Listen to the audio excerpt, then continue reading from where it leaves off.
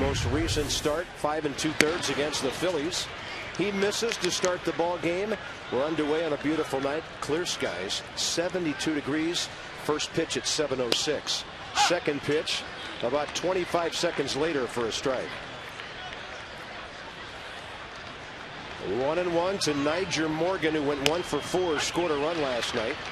He's hit safely 8 of his last 10 games, .324 clip. And for the Bucks, this guy can fly. He has a .380 on base percentage. And John Lannan throws the ball by him up and in. 89 with good movement. And the Nationals defense didn't have to do a thing on that at bat. Justin Maxwell, our young guy from Maryland, back with the big club. He's in center field tonight. Ronnie Belliard in place of Hernandez at second base. And Adam Dunn's back and left with Austin Kearns back in the lineup. Here's Freddie Sanchez. Well, why don't we get through this inning without giving up a run and see if we can get the lead? I like it. John Lannan is making his 46th start. So he's getting to the point of his career. And there's the home plate umpire, Ed Rapiuano, 19-year veteran. Chad Fairchild, Paul Nart, and crew chief Joe West on the bases. But Lannan's getting to the point in his career where he has enough experience to know exactly what he needs to do to get ready for a start. Well, we've got a couple other guys who have yet to get to that point. 1-2 to Sanchez, who's only 3 for his last 22. And that figures. As soon as that stat gets thrown out there, he lines one hard to right center. We used to have a little bit of a joke that we used to throw at some guys that would come up and they talk too much. We'd say, hey, go around the league one time. You could fill in the beginning of that. Go around the league one time and then pop off. Yeah. And that's the truth. We have a lot of young guys in our rotation. We may get even younger, but this is still an excellent team. It's going to be some growing pains involved in that, but you know, I like what I see and I like the future of this ball club and organization. Here's Nate McLeod, and he takes one outside. Just hopefully, if we do end up trading a few guys, we don't trade too much of our offense. Rumors are swirling. Scouts are circling. Like vultures. That's a strike on the outside corner.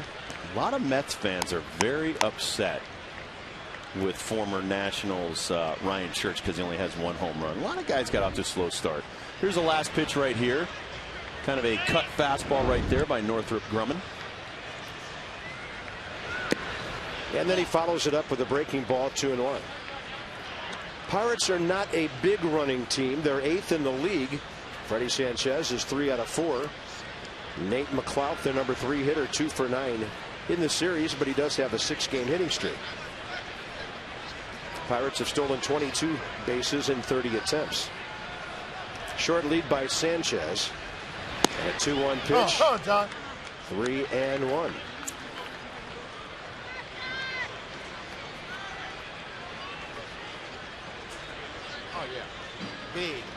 Pirates were 9th in the league in hitting and runs last year and 12th in homers. They've made some incremental improvements, and now they have 2 on, 1 out as John Lannan walks the left-hander. McLeod has to deal with the right-hander Craig Monroe now. And the Pirates doing a great job with runners at second and third or both last 3 games. So Nationals have the 3rd best on-base average as a team. They're hitting .278, by the way. And Ryan Zimmerman first in several categories. He leads the league in hits, total bases, runs, and multi-hit games. And a funny swing by Craig Monroe for a strike. Well, we need to try to roll a ground ball here. Last night they did it to us. They would walk Adam Dunn and then pitch to Willingham, and right here you have Monroe, who's a strikeout or a good guy to get in the double play situation. Just got to try to get the ground ball.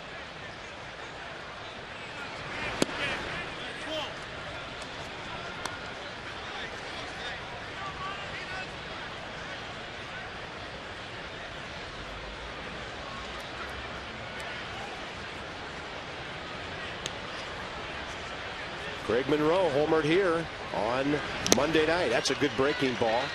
He got a foul tip on it, caught by Will Nieves. He homered in the 3rd inning against Ross Detweiler.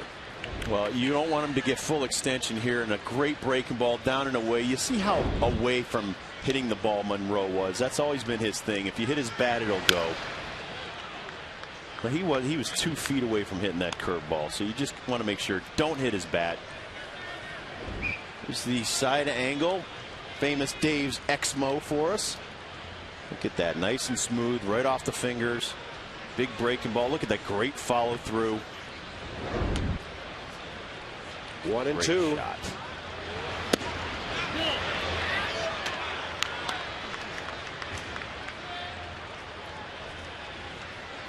Well, there's one of the reasons the Pirates are so good with runners in scoring position lately. Monroe has hit safely 7 of his last 8 games started, batting .324 over that time. John Lannan's going to go to another long count here. We got McLeod and LaRoche, 2 really good hitting lefties that sandwich Monroe. Game.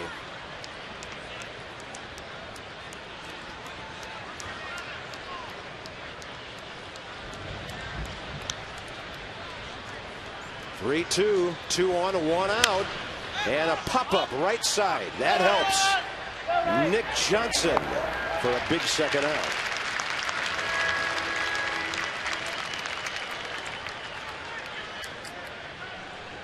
First baseman, number 25, Adam LaRoche. Here's Adam LaRoche. Well, that was a very good pitch right there by John Lannan. It was a 3-2 cutter. Jammed the heck out of Monroe. He couldn't get extended. Popped it up to first base in the foul territory area. LaRoche 1 for 7, and that one hit. A damaging one last night. The 2-run double in the top of the 10th.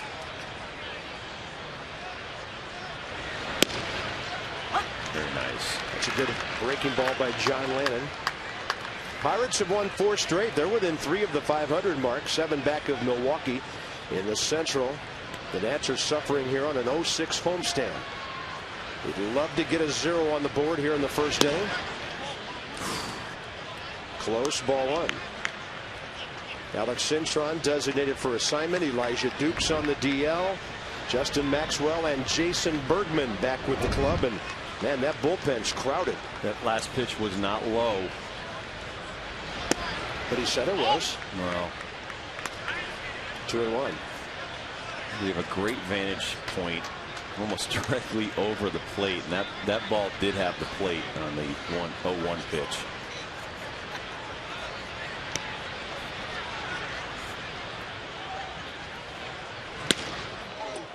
Fastball up and in.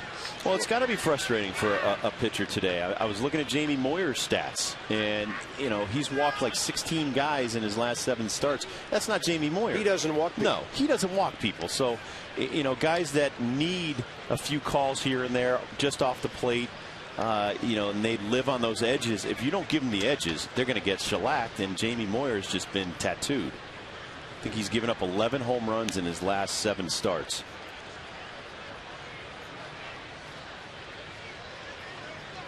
And the Phillies are going so well that they won 4 of those 7 starts. They've won 5 in a row, lead the Mets by a game in the East right now. And Lannan steps off again. He and Will Nieves can't get together here. By the way, the number rising now without Jesus Flores starting.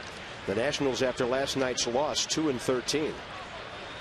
Not an indictment of the other guys, Bard and Nieves, but it's just not the same when your frontline catcher's out of there. And the count goes full now. Runners will be moving on the next pitch. Well, in that conversation I had with the pitching coach of the Dodgers, Rick Honeycutt, a couple days ago, he said one of the best additions to their ball club was Brad Ausmus, who came over from the Houston Astros. He has really helped Russell Martin call games. And, you know, maybe that's something in the future the Nationals look into. You have a 23-year-old Flores. Will Nieves is just a kid. You know, maybe get some old veteran to sit on the bench and help the young catcher. And a big, slow breaking ball for the strikeout. Lots of pitches for John Lannan, 26 of them, but a 0 is on the board.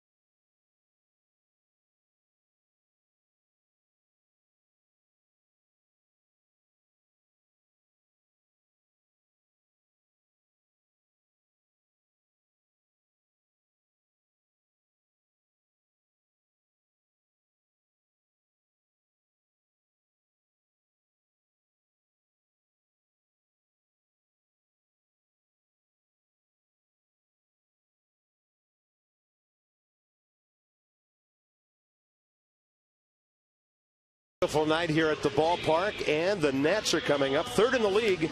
Only the Dodgers and the Phillies have more runs. The Mets and the Dodgers hitting for higher average, and Adam Dunn has worn out the Pirates. Of course, he used to be in the same division with Cincinnati, so he played the Bucks a lot, wore them out with the long ball 23 times. He's hit 12 for the Nats this year. Justin Maxwell in the lineup behind Belliard ahead of Nieves, and here's Paul Maholm starting his 105th game. He's 0-2, high ERA. It's over 6 in 2 career starts against Washington. In fact, John LANNAN 0-2 and a 7 ERA against the Pirates. Something's got to give tonight. Cristian GUZMAN from the right side is batting .457. His .373 batting average, 7 points higher than Cincinnati's Joey Votto at the top of the league. GUZMAN has a real quick bat from the right side of the plate.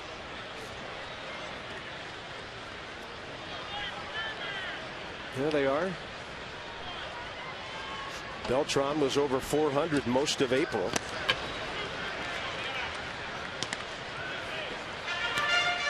Oh yeah, that Zimmerman guy's number 5. He's pretty good.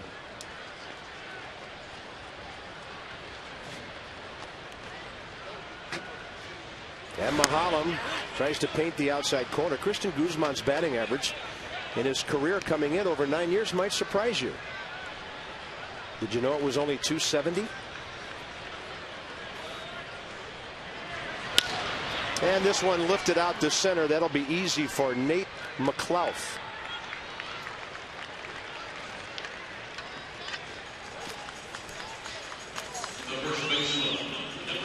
Let's do the PNC scouting report on Mr. Maholm. He is hard to square up, meaning he's hard to hit home runs off of. Only 2 this year in 51 innings. Hard luck May. They have lost his last 4 starts, including the last one in April. They won his first 4, and he's got 4 great pitches that he can throw for strikes. So he is a 4x4 guy. Expect one of those pitches anytime in the lineup. There's the fastball. Fastball, slider, change, and he gets the curve over a lot early in the count, Bob. He's from Germantown, Tennessee, just outside Memphis. Same neighborhood as the Giants' Matt Cain.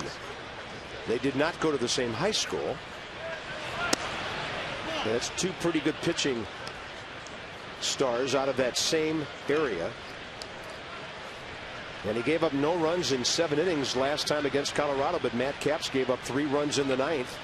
And the Pirates lost that game 3-1. 2 starts before that, he pitched 7 1/3, only gave up 2. So he's had 4 starts this year when he's given up, really 5 starts when he's given up 2 runs or less. Here's a 2-1 to Nick Johnson. That's nasty on the inside corner. Like I said, you said that last start 7 shutout innings, and he got a thanks for coming. Yeah. And the team lost. 103 pitches over that time. He's throwing free and easy, and that ball at 90 had some zip on it. Target in.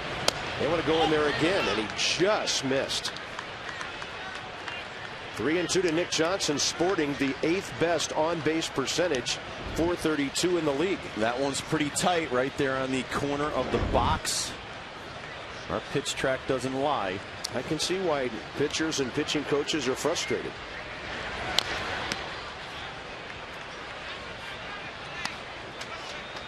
Nick in this series 2 for 6 with a homer, 3 RBIs. He's been on base 6 times. He only played 38 games all of last year with that right wrist injured at Shea Stadium.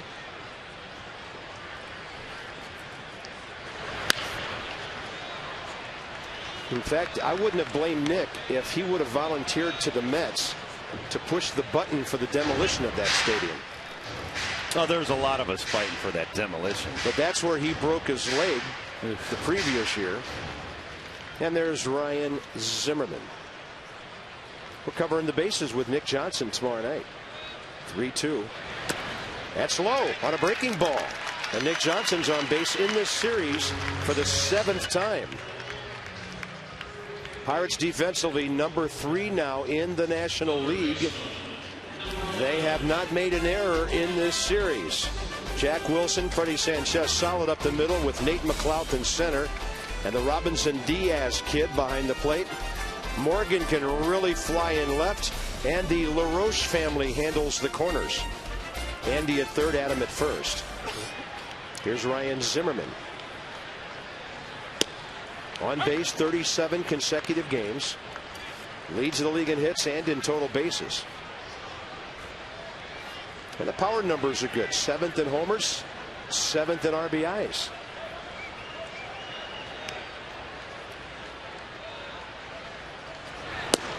That ball tailing outside, 1 ball, 1 strike. Well, we have to win more than the first 6 or 7 innings of a ball game. We have to start winning those last 6 outs, and once we do, we'll be fine. As the people in sales would call it, the Nats need to put the sharp angle close on somebody. Go for the deal and hold on to it. 1-2 to Zimmerman. Ryan in this series 3 for 8 with a homer and 2 walks. There they are, the hit leaders. Well, David Wright in the last 10 games, just like Ryan Zimmerman, has raised his average 60 points. So David Wright was taking a lot of heat early in April.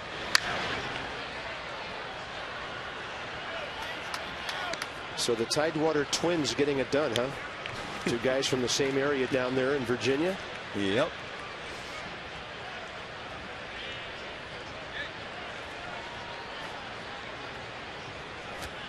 State of Virginia well represented in this league at third base with Mark Reynolds of Arizona as well.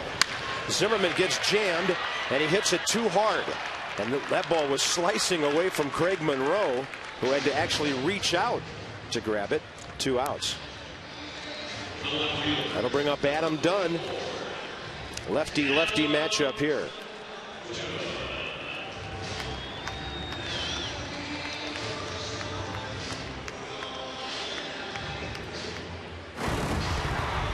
Here's the big bopper last night, Bob. Pitched down and away. Stayed on it nice and long. And he hit it a long way for his 12th home run. I would think that ball put a mark on the back wall of the bullpen. That was a line drive that got out there in a hurry. That homer was his 12th and the Nats 47th. Colorado's hit 47, Milwaukee 50, and the Phillies 51 at the top of the National League home run chart. So Nick Johnson still at first base, 2 outs. Maholm's given up only 2 home runs this year in 52 innings.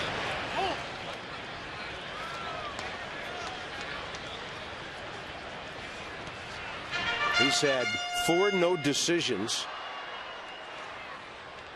And in only one of those ball games did he give up more than 2 runs. This guy could easily be 5-1, 6-1. Adam Dunn had a pitch up and in, fouled it off. They got started early in Arizona today, and the Marlins lead the Diamondbacks in the top of the 7th, 7-5. They are playing pretty much a standard doubleheader there tonight. No day-night action. And a swing and a miss on a foul tip. Actually got a piece of it, but Diaz made the play. Jordan Zimmerman on Wired Wednesday. We'll hear from the young man from Wisconsin. Straight ahead, eh?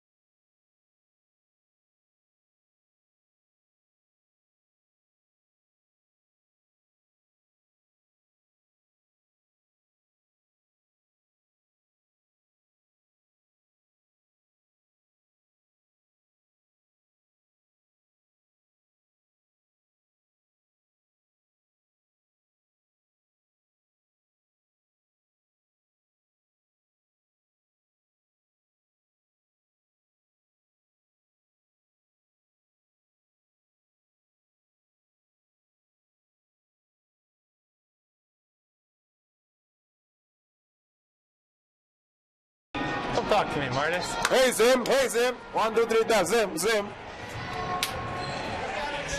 Check. This thing working? No one wants to talk to me. We know the feeling, Jordan. It's lonely at the top in broadcasting. It's Wired Wednesday, presented by Verizon Fios. More great insight from the Nats dugout. Straight ahead. Those guys are having fun, though. Nice to hear the rookies chatting with each other.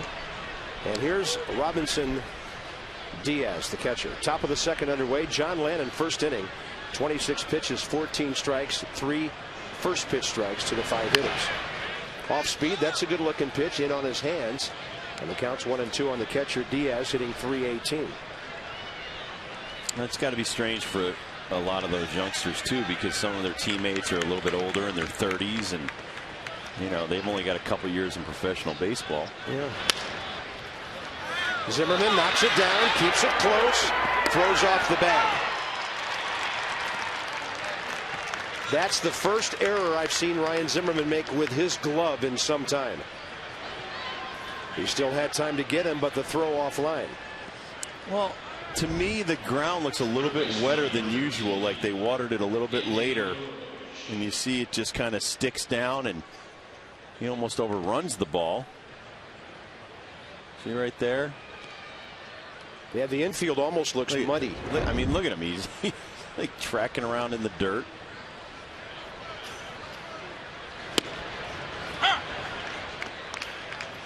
Yeah, you won't see him make too many of those. 5th error of the year on Zimmerman. Andy LaRoche, the hitter, and he's 7 of 19 over a 5-game hitting streak.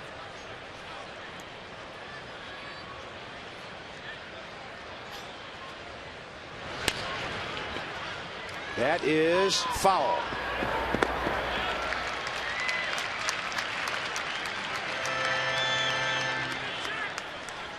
Third base is such a reactionary position. Same thing with some of the infield positions. When they have too much time to think about it, that's usually when they make their errors. Like Christian Guzman, he made 2 in the same inning the other day, and both of those balls were very easy plays, but he had a lot of time to think about it. You'll see some guys launch them 10 rows up in the stands when they have a double pump and they have plenty of time to throw it to first base. And this ball hit out to center. Cruising for it, Justin Maxwell. Justin told me at AAA Syracuse he played all 3 outfield positions, but he's definitely the most comfortable in center. He was scouted and drafted and signed as a center fielder. And Manny Acta has said on occasion that he is the best center fielder for pure defense in the organization.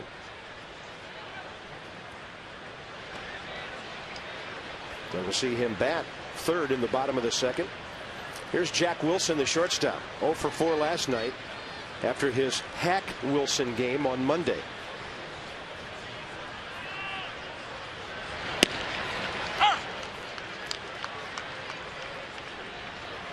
So Jax is hitting .278. A couple of RBIs in the series and a walk.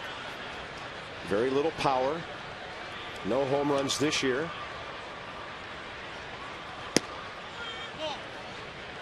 And only 56 into his 9th year in the big leagues. This guy makes contact. In his career, he's only averaged 65 strikeouts a year. Good pitch by John Lannan. 1-2. Phillies are underway at Cincinnati. The Reds have an early run.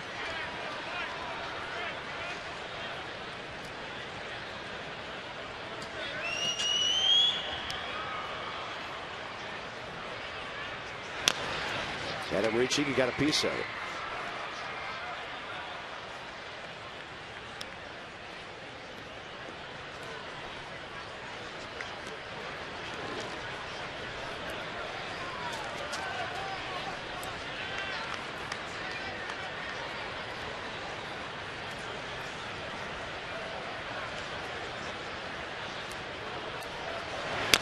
On a 1-2 pitch. Fair ball. Nieves pounces. Close play. Good play. Throws him out. Diaz down to second base with 2 down. The battle of the Beltways is upon us. The Orioles are coming in on Friday. On Saturday, the first 20,000 fans receive a free Nats blue cap. And on Sunday, the first 10,000 kids 12 and under, a free jersey. It's all presented by ExxonMobil. 888-632-NATS, Nationals.com, or stop by the Nationals Park box office and get your tickets today.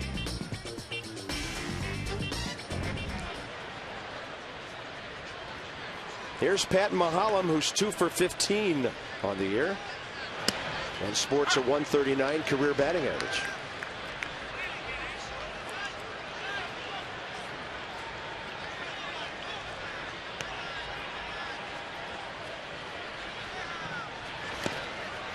Nice, sharp breaking ball. And John Lannan 1 strike away from being out of this second inning. Nice big breaking ball right there. A little bit unfair to the opposing pitcher. I'm sure that Mr. Lannan will get a few of those when he gets up to the plate.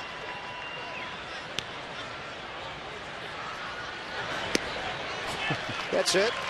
John has his 3rd strikeout of the night. Pirates will have 3 runners already. Kearns, Belliard, and Maxwell straight ahead.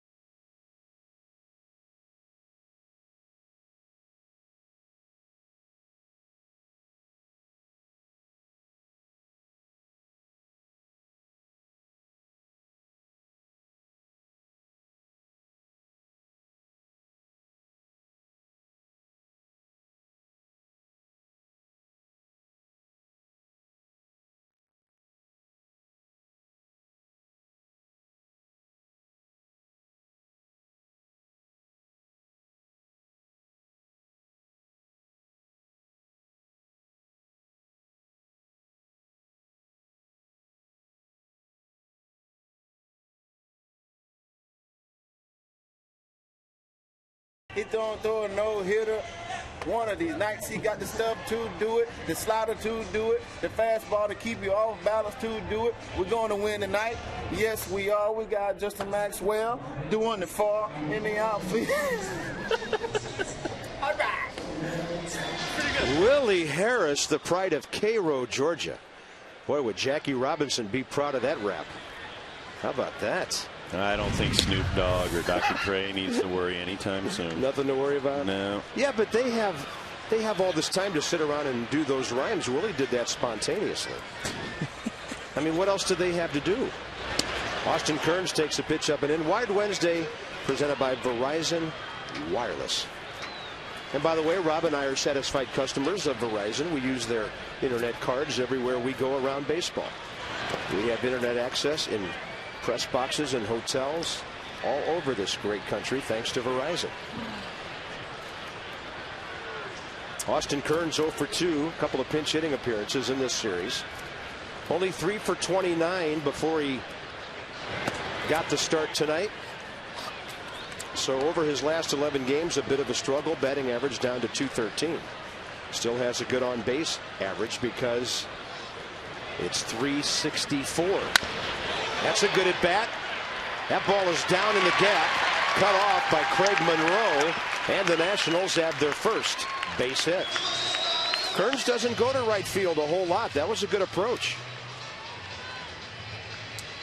I'm going to say that Rick Eckstein, our hitting coach, probably working on that. It's a fastball up and away. He goes, he stays right down on it, takes it to right center field. Craig Monroe does a great job cutting that off, or else it would have been at least a double. But he's a big man who can hit the ball a long way no matter where he shoots it. With authority. Ronnie Belliard, the hitter, low and away, ball 1.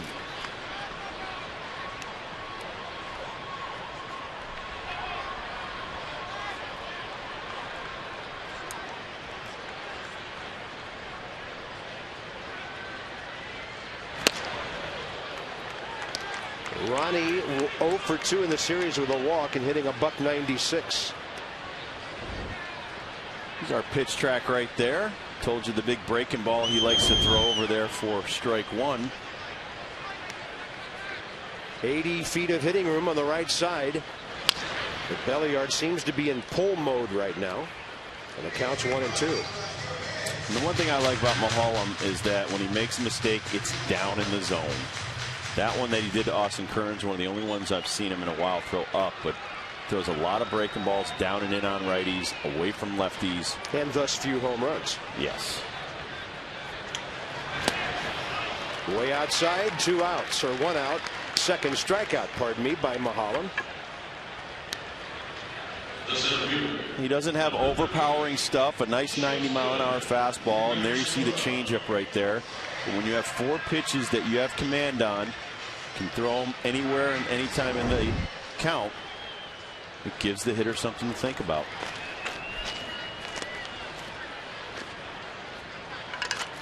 Look at that. 1 year to the next, more than a run per start. Earned run average much better this year. So that's a pitcher still evolving, huh?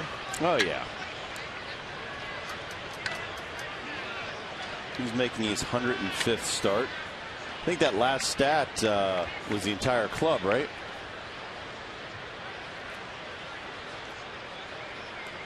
Justin Maxwell, in his brief time with us last month, 6 games, 3 for 8 with an RBI, a double, a walk, and 3 stolen bases.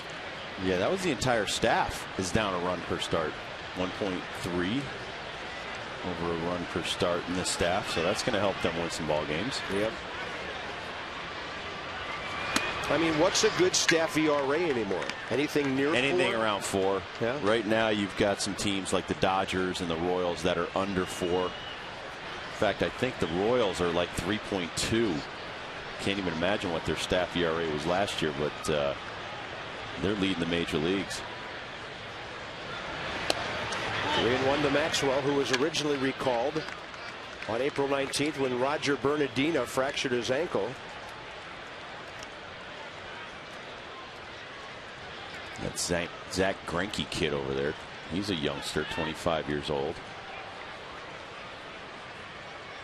3-1 to Justin, big guy with power.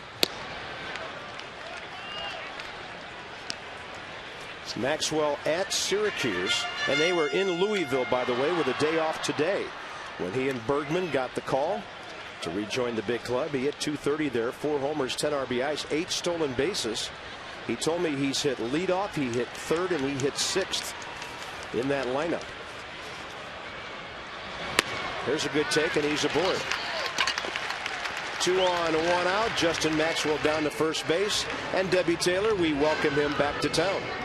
Yes, and there's one thing that's different for him this season. He's got the green light when he's on the base paths.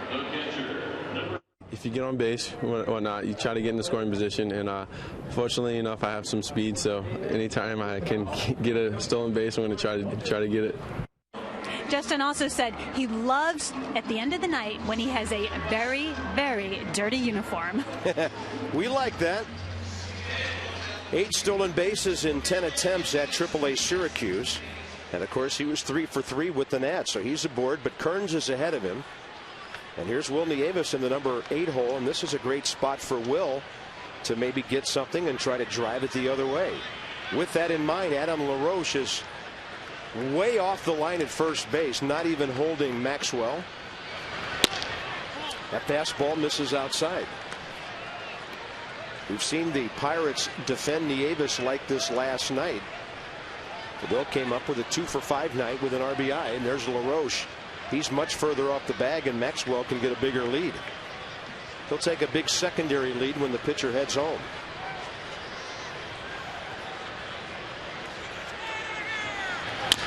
And a little chopper left side. On the charge, Andy LaRoche. 2 outs. Kearns to third, Maxwell to second. And John Lannan will be seeking his second or third Major League RBI.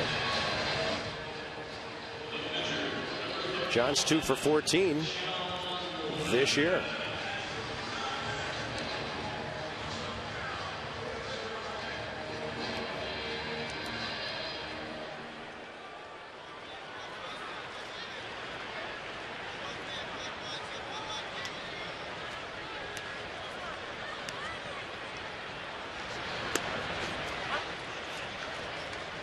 Pitchers aren't very nice to each other with those breaking balls, are they?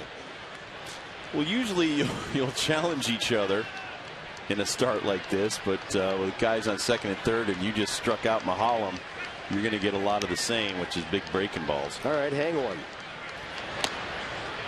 0-2.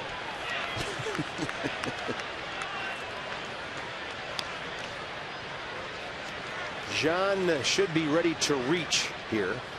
You just want to try to stick out that wood right there and put it over the shortstop's head. And well off the plate, but a strikeout. And MAHOLM with 3 Ks. Each team has stranded 3 runners in a scoreless game.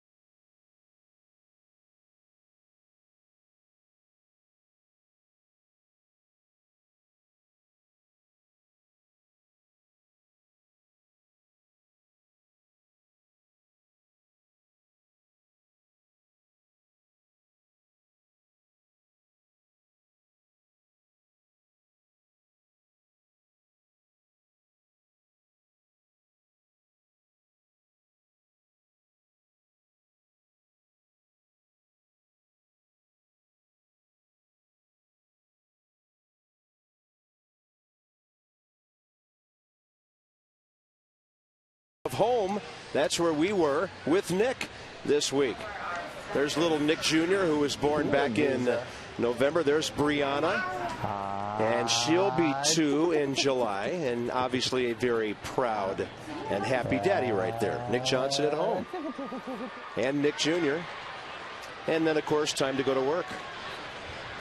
He parks right over by first base almost every night. Home Depot covering the bases tomorrow night. We call it maximum access for a reason. Top of the third, Niger Morgan for the Pirates. Struck out swinging first time up. John Lannan overmatched him on a fastball inside. That ball rammed over the head of Kearns. Morgan is off to the races. Handle it properly, you hold him to a double. Pirates have their second hit. That kid's fun to watch when he's running. Here's the Exmo on that swing by Niger Morgan right there.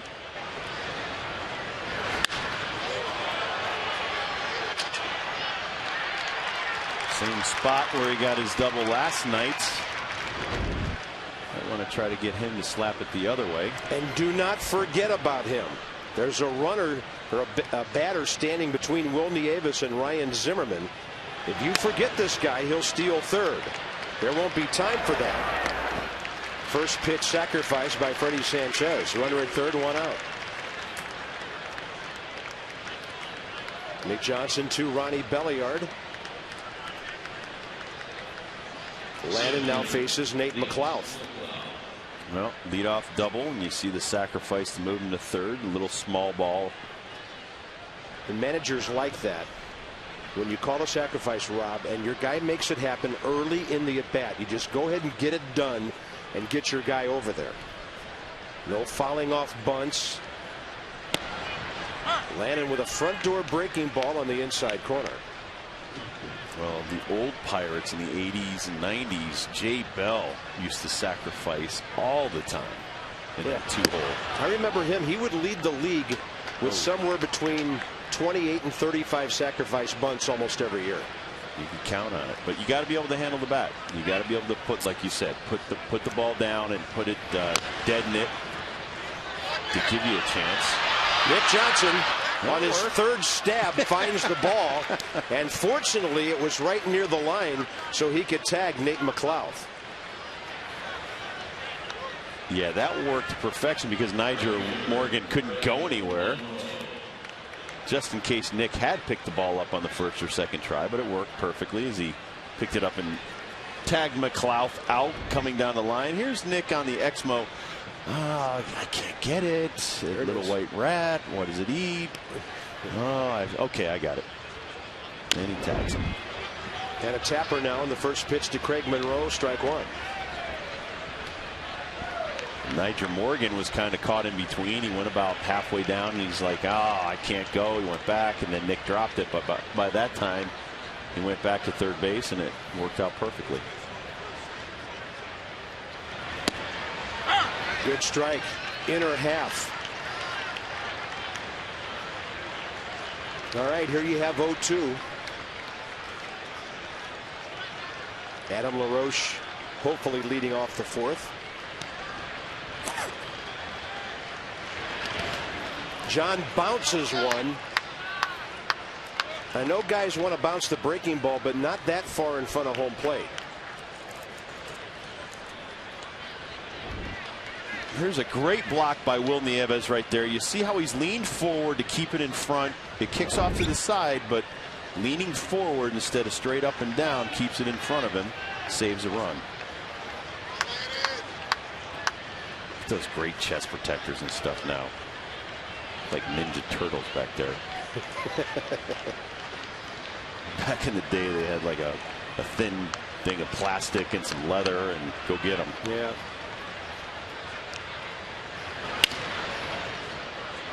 Tony Beasley skipping out of the way of that one down in the third base coach's box. There's Tony, who was here 3 years ago. A Virginia guy. But nothing in sport equals NHL goaltenders without masks all those years. Gump Worsley. Are you kidding me? Glenn Hall. Jacques Plante, the first to don a mask. And the barrel of the bat just went flying right by John Lannan as the ball went out of play right side. This just gets right in his kitchen. And you see the very powerful Monroe throw the bat head out past the mound.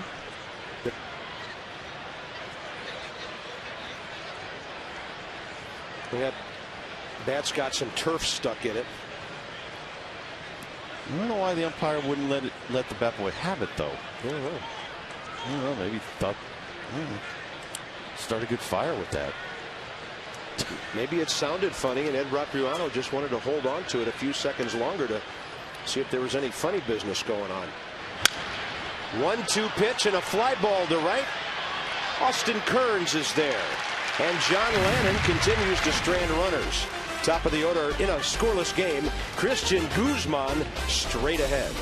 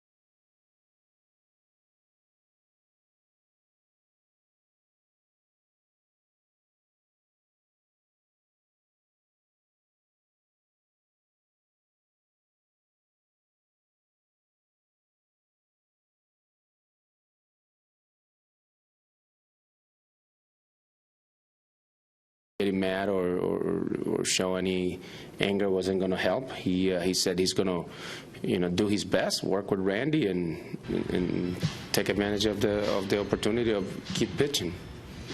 Manny also said that he will be used primarily as a long reliever and that they did see some progress in his last start, so he's working on some things. Bottom of the third. One of the things about Cabrera is it'll take him 2 to 3 times as long as a regular reliever to warm up. Sometime during the game tonight, the Nationals are expected to announce that Craig Stammen will start the ball game tomorrow.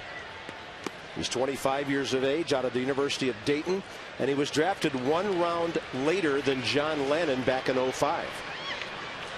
11th round, 12th round. Guzman flied to center first time, bottom of the third underway. And Maholm's got some giddy up on that pitch tonight, although that was 83, so that's his straight change. That thing really popped into the catcher's mitt for an 83-mile-an-hour off-speed pitch. Well, he sells it well. You have to have the same arm speed and arm slot as the fastball. It's just the grip that slows it down. Nationals 1 hit, first time through the order. An opposite field single by Kearns leading off the second. Now, what did you say the young man's name is that's pitching tomorrow night? Craig Stammen. No, I didn't say he's pitching. They're expected to announce. Well, whatever. That he's pitching tomorrow night. But his stuff's already here, and I was talking to a lot of our hitters on our team, and they're very impressed with that young man. That ball gets away from Andy LaRoche. Andy LaRoche boots one at third base, so each one of our third basemen tonight in this game have an error, but a lot of our players are excited because they say he's a strike thrower. Yeah. So this is the XMO on this error by Andy LaRoche right there. It just hits the outside of his glove. He has no shot once that happens, as it goes right by him. Last year at 3 levels of the Nationals organization,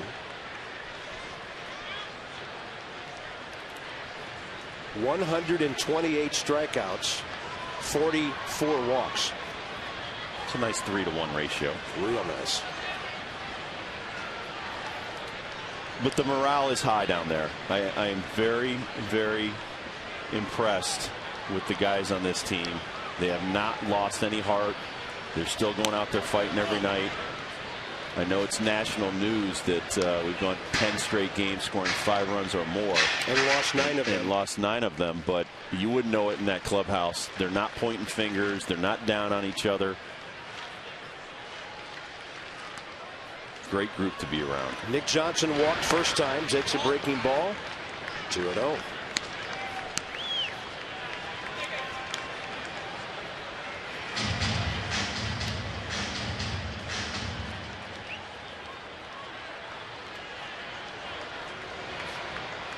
Will Nick get a fastball here? Yes, he will. It jams in, and he fouls it off to the left.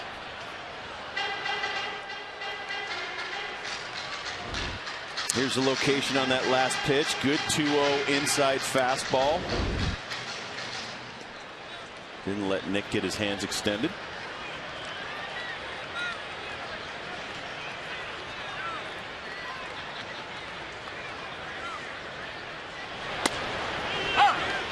Outer half, counts even, 2-2. Isn't that strange though? He's kind of got the deception where he holds the ball an extra millisecond. Look at that right there. He's got such great follow through that it just looks like he's holding on to the ball, then it comes out of his hand. Yeah, makes him sneaky fast. Yeah, it does.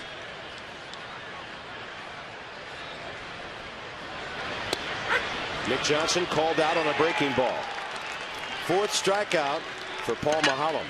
Hard to pick a pitch to pick out of that 4x4, and here's the XMO on that last big breaker. This is a 76-mile-an-hour curveball, and he's just hiding back there, fastball, fastball, fastball, breaking ball.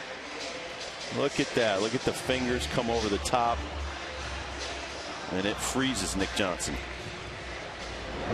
Ryan Zimmerman hit the ball hard first time, lined out to right.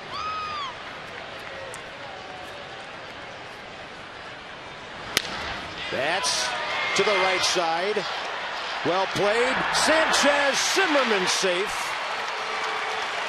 with his 60th hit of the year. And the Nationals have 2 on with 1 out. Freddie Sanchez showing some great range. And the challenge on this play, Rob, is always getting a handle on the baseball. Well, if he made this play, I was going to lose my mind because they have been making amazing plays for the last 3 nights. He basically rolls over on the ground and throws a perfect strike to first base. Look at this. He cannot get it out of his glove. He has to roll over, and he still makes a perfect throw. I mean, between he and Jack Wilson. Yep. My goodness. Well, and then Adam LaRoche last night. Yep. And Adam LaRoche can pick it over there at first. He took a double away from Willie Harris. 1 out after the Dunn home run right before a Hernandez base hit in the 4th inning. If he doesn't make that play, that game might never go extra innings last night, and the Nats could have won it in regulation. Here's Adam Dunn, who struck out first time swinging. Maholm steps off, looks at Guzman.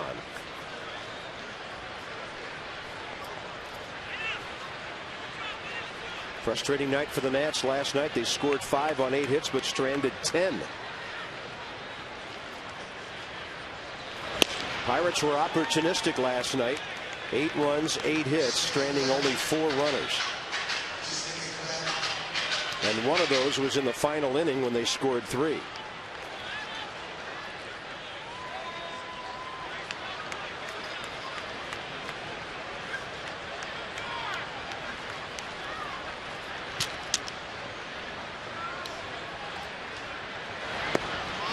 Did he bite?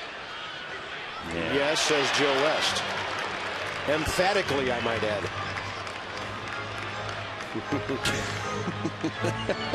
What? Hey, Joe West has thrown me out of 2 games during my career, so I have to laugh. I love Joe. Right there, he breaks the plane. 1 and 2 to Dunn. Man, that's a big breaker. And because our cameras are offset in every ballpark, a little bit to the left field side, the break on those left-handed curves always seems a little more than what they really are. Oh, they're not that big? Not quite.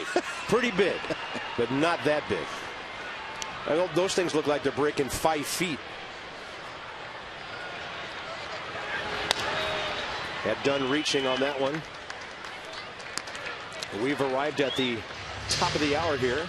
Just beyond 8 o'clock on a beautiful night in our nation's capital. 72 degrees, clear skies. The Pirates, the Nats, Bob, Robin, Debbie, right here on MASN, no score. Each team with a couple of hits. Pirates have left 4. The Nats have left 3. 2 on, 1 out here. And it's 2 and 2 to Adam Dunn. He's only 3 for his last 22. Good take there. Maholm will have to come to him or load the bases because Adam Dunn is very selective. I wouldn't be surprised if they walk him. Along with Prince Fielder, the most walked batter in the league with 35. Dunn, by the way, has struck out 44 times.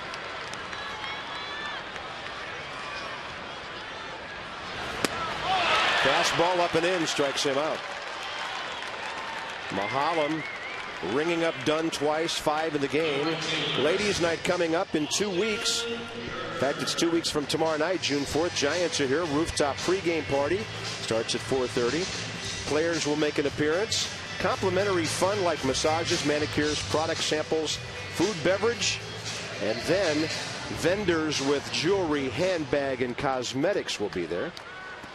All-inclusive happy hour. Game tickets only $30 per lady. Go to nationals.com/ladies night.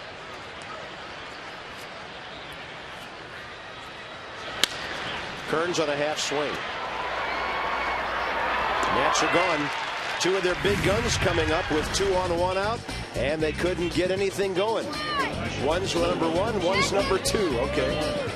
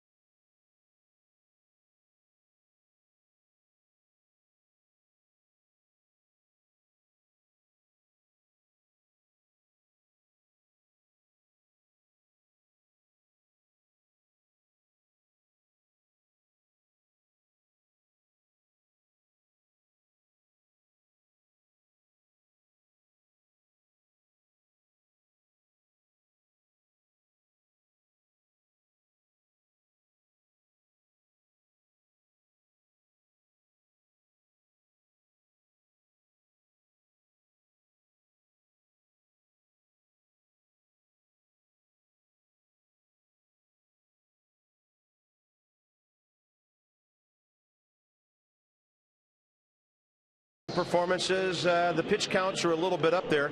John Lannan had a long first inning, but these two young men, they're doing some pitching tonight, not just throwing. Yeah, both of these guys, MAHOLM and LANNAN, both have really good command.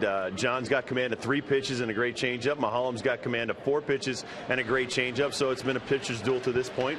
Kind of nice to see as many runs as we've been scoring lately, and as many runs that have been scored upon us lately. So enjoy right now. You're seeing some guys with a lot of good touch and feel and hitting their spots, keeping everybody off balance with changing speeds. Adam LaRoche leads off top of the 4th. John Lannan struck him out swinging first time.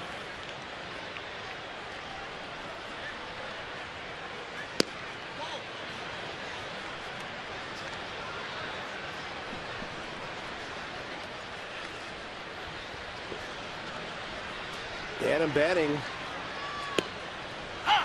only .229. And this is a hitter who's at a .273 career average in his first 5 years in the big leagues. 3 with the Braves and the last 2 with the Pirates. He came over in a deal for Mike Gonzalez and a couple of other players 2 years ago. Easy line drive handled by Guzman for the first out here in the 4th. Robinson Diaz will be next, followed by Andy LaRoche.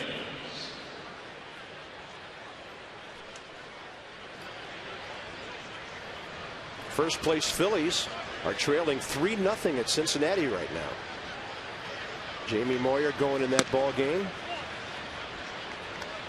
against Aaron Harang, and a youngster named Ryan Hannigan has homered for the Reds. Couple of outs on just a few pitches. Ronnie Belliard throws out Diaz. LaRoche coming up. When it comes to tickets, Nationals fans deserve Major League service. StubHub, official fan-to-fan ticket marketplace of Nationals.com. We're back here tomorrow night against Ian Snell, and the Orioles come in for the weekend. Mass and HD all weekend long.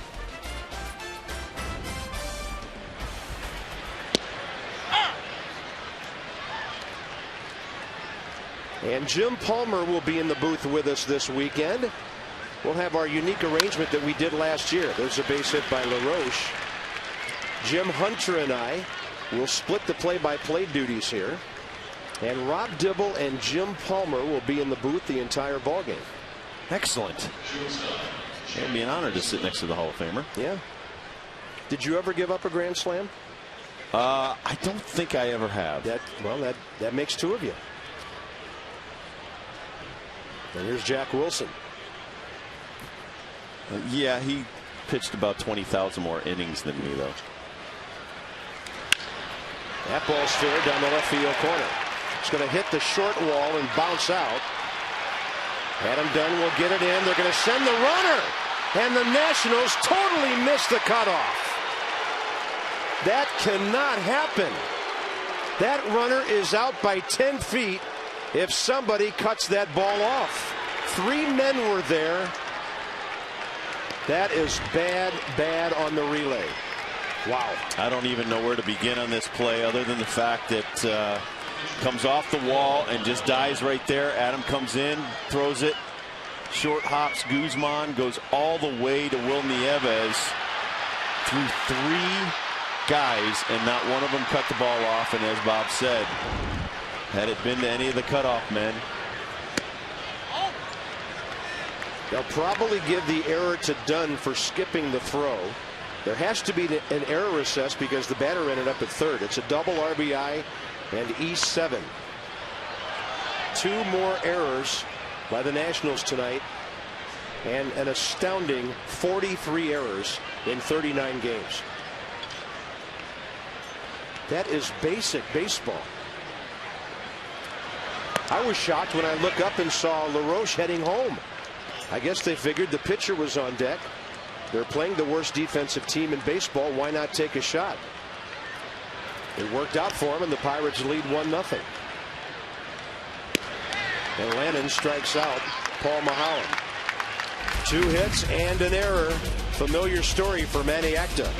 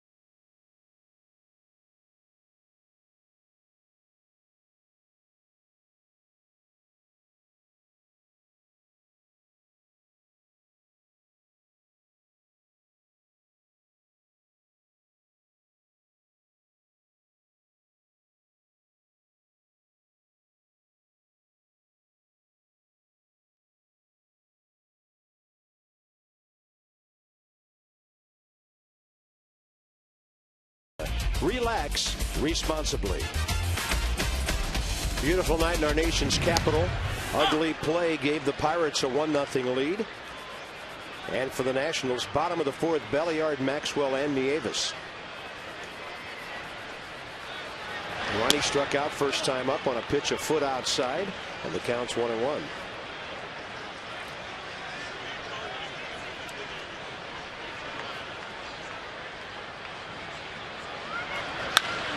That ball well hit to left.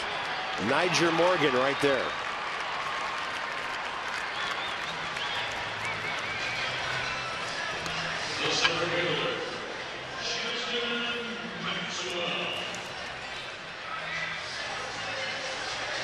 Here's Justin Maxwell, who walked his first time.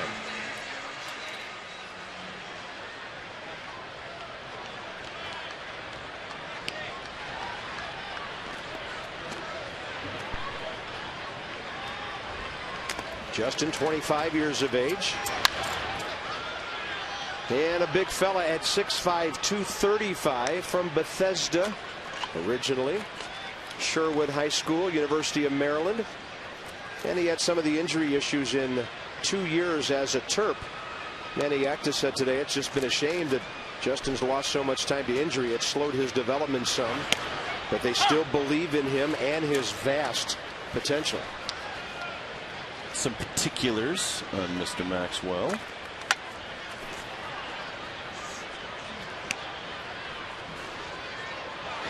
Going into this season in 3 minor league seasons, .263 batting average, averaging 13 homers and 50 RBIs a year.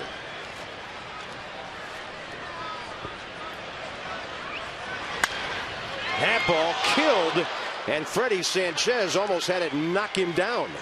I was just about to say the ball jumps off his bat in batting practice, and it jumped off his bat right there. Almost put a hole in Freddie Sanchez.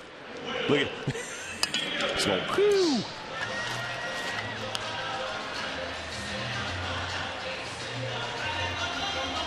This is a frozen rope right here, just a seed. Freddie Sanchez makes a heck of a play at second base. Well, last 2 balls hit pretty well off Mr. Maholm. I should say. Laser beams.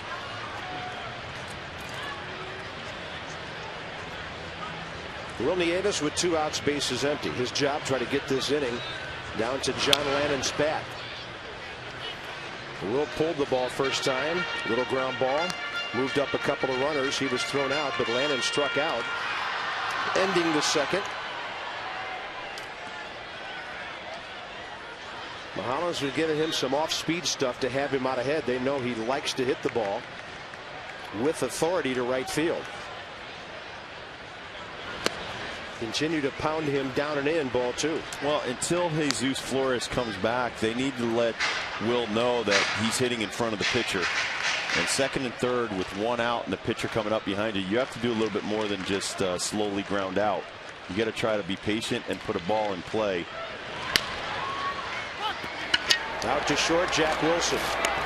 So after scoring, the Pirates go out, and Paul Maholm sets down the Nats 1-2-3, 1-0 into the 5th.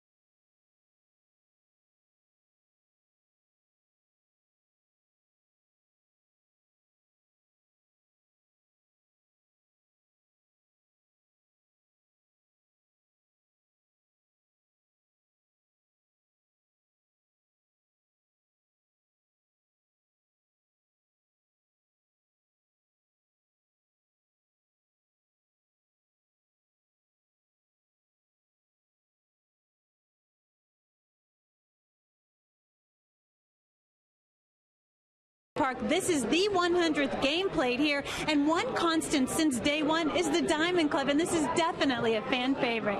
Gentlemen? Well, it features replica of the 1924 Game 7 World Series scoreboard inside. They even have green padded outfield walls and ash baseball bats as you stand at the rail and enjoy a cold one at the Diamond Club. The thing that's odd about the first 99 games, there have not been 99 results. The Nats have won 39, lost 59 with one game suspended. Yet to be played. And that will be. And will it be finished here or in Houston? Of all things, it'll be decided in Texas, where the Senators went from here in 1972. I guess it's bitterly ironic, isn't it? It's the only thing stranger would be is if it was interleague play at Arlington and not against the Astros in Houston, because that's where Bob Short took the Senators and moved them off to Arlington. 1-2 strikes. Niger Morgan lines hard. Right there is Austin Kearns. 1 for 3 is Morgan. There's our friend from Aflac with some trivia tonight. Cue him. The 100 game at Nats Park. Who has played the most games here?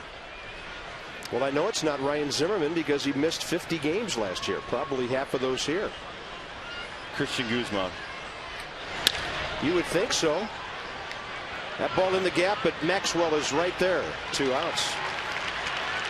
Maybe Austin Kearns.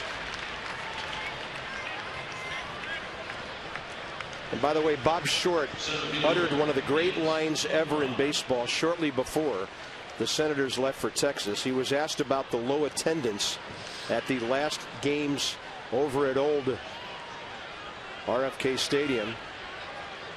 And he said, half the crowd pickpockets, the other half politicians, and it's hard to tell the difference. Wow, making friends, huh? Yeah, so that kind of will usher you out of town. Yeah. That pitch up and in, and Nate McLouth is hit. Again, second time this series. He was hit by Ross Detweiler prior to a Craig Monroe home run on Monday night, and Monroe steps in here. Well, Mr. McLouth is kind of on the plate. John Lannan trying to get up and in on him, and he clips him.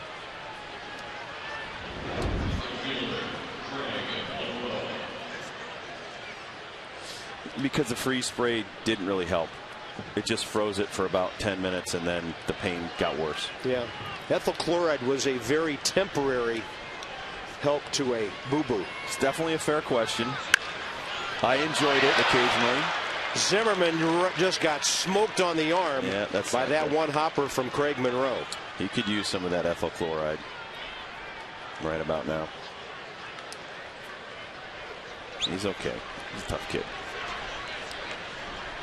In that crazy baseball book, Ball 4, there was a story about ethyl chloride. They used to get a big old bug sprayed on him. He'd walk 5 feet, stop. Then he'd thaw out and walk some more, and they'd spray him again. Well, that's nice. Ryan might want some of that ethyl chloride spray right now. That has to smart. Looked like it might have gotten him between the glove and the sweatband. Yeah, I'm thinking that got him probably around the thumb or the wrist area, which kind of smarts. I think he's got something puffing up there right now. And there's a breaking ball to LaRoche. John Lannan, for the last 2 innings, has retired the first 2 batters, and then trouble has come. LaRoche lined out hard to Guzman last time.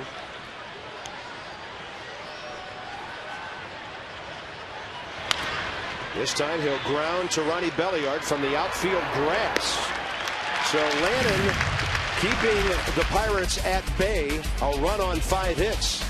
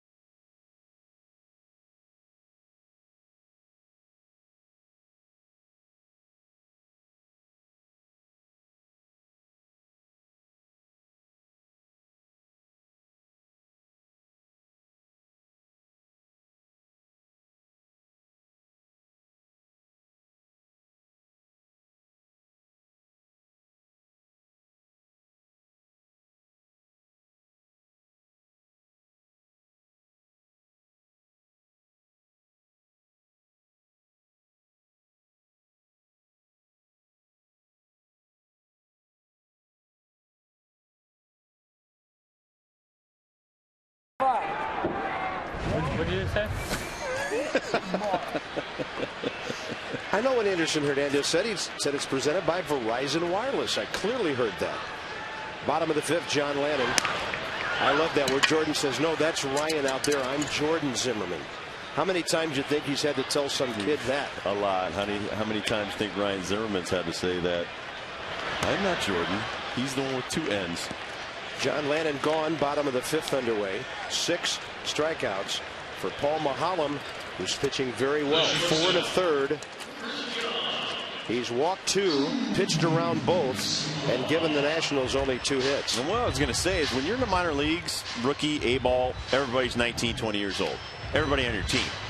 Go to A, AA, everybody's about 20, 21 on your team. Right. Go to AA, AAA, everybody's about 22 on your team. Here, you have so many different ages. I almost think sometimes, you know, some of the youngsters on our team, they really don't know what to do. Look at Anderson Hernandez and Jordan Zimmerman right now. Like, we're watching a big league ball game. Can you believe it? Yeah, Willie Harris right there.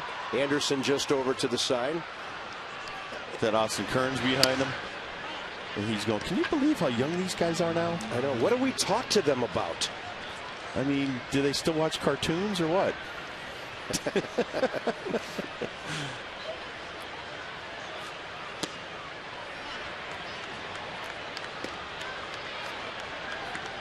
John Lannan. Old man at 24. He is throwing a great game too, Bob. It's unfortunate on the error. 26 pitches in the first inning, 15, 12, 13, 10. He has gotten stronger as the game is progressing. Guzman, and that's a fair ball into the corner. He will be the tying run in scoring position. Keep going, keep going. He's going for third. Dive. Safe with a 1-out triple. And Cristian Guzman with his 2nd triple of the year.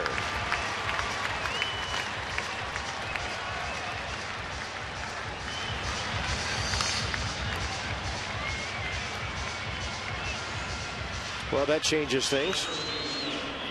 Let's take a look right here and see what Nyjer Morgan does down in the corner. He was playing pretty far out toward left center. Playing pretty far out, and then the ball does not kick out. It stays down in the corner. Cristian Guzman recognizes that, takes full advantage because the play's in front of him, and hustles on for a triple. Big play because the pitcher started the inning with a strikeout. So now a fly ball could plate him. Here's Nick. They're going to check second base here on the appeal. He's safe. Yeah, after what happened to Ryan Church the other night, everybody's appealing around baseball these days. I saw him. He touched it. Here's the way he's coming around second right here and right on the top of the base. I don't know why they think he missed it. Well, it's 50-50 shot out there. Shouldn't that be a 90 feet penalty for the base runner if they appeal and it's wrong? Yeah, we should get home. Send the guy home. If this was the NFL, that's what they'd do. That's the no fun league. Manager you can't even celebrate anymore. Manager has to throw his cap out of the dugout to appeal. What happens if you're Lou Piniella and you just throw your cap out? Well, you get penalized? No, Lou Piniella gets to throw third base along with it. Have you seen that new DirecTV commercial with Lou? Yeah. And then the guy slaps the woman? Yeah. That's pretty funny. Yeah, it is. This isn't very funny. 0-2 on Nick. He makes contact and drives in the run on an 0-2 pitch. This game is tied on Nick Johnson's 25th RBI. Well, other teams have certainly done that enough to the Nats lately, and this time Washington makes an 0-2 pitch hurt. Come on, Nick knows you're covering the bases with him tomorrow. He had to do something special right here. Famous Dave's right there on the Exmo. Look at that. Butt going in the dugout, but his hands are still back. Takes the off-speed pitch the other way. Great job on an 0-2 pitch. He got the sweet spot on it, didn't he? Just threw the hands out there. He is tough against left-handed pitching. Makes contact. Took Johan Santana opposite way. Very impressive.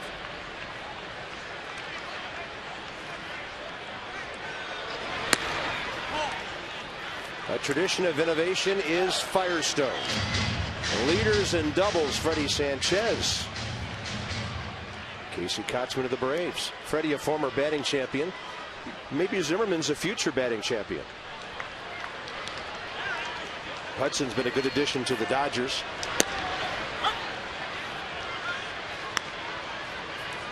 And Adam LaRoche. How about Juan Pierre hitting 400 while Manny Ramirez is gone for 50 games? Manny who?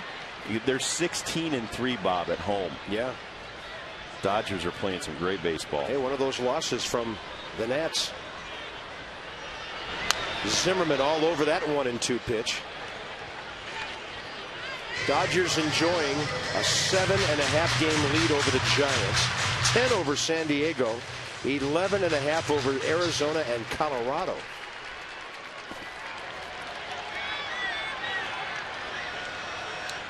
Nats have tied the game here in the bottom of the 5th. 1-2 to Zimmerman. Breaking ball, didn't miss by much.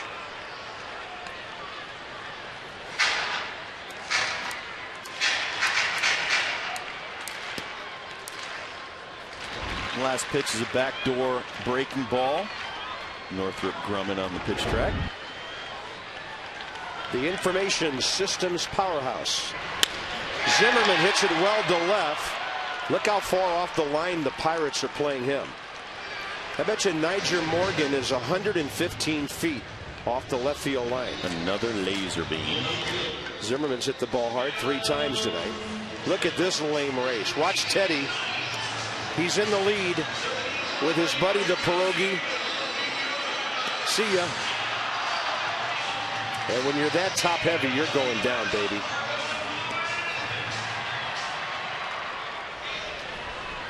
That race, by the way, was timed with an hourglass. I finally got that after watching this for the last 3 days. That's a girl pierogi with a handbag. She's got the purse. I was trying to figure out what that pierogi was carrying around, like some gravy or something. She can carry her own cabbage around in her wallet.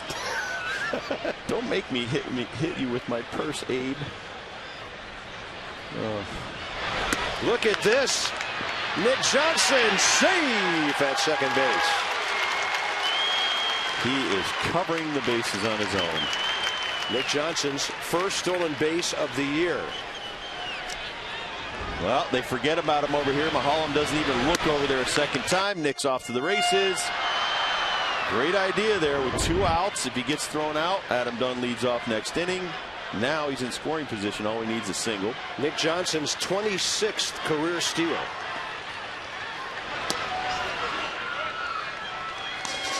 Two and one on Adam Dunn. Boy, the Pirates play an interesting outfield defense against this guy. They don't shift on the infield. But look how McLouth is way over toward left center. That tells us that Maholm's going to go away, away, away. Adam tries to pull that ball. And the count's 2-2. Hitters are kind of stubborn, aren't they?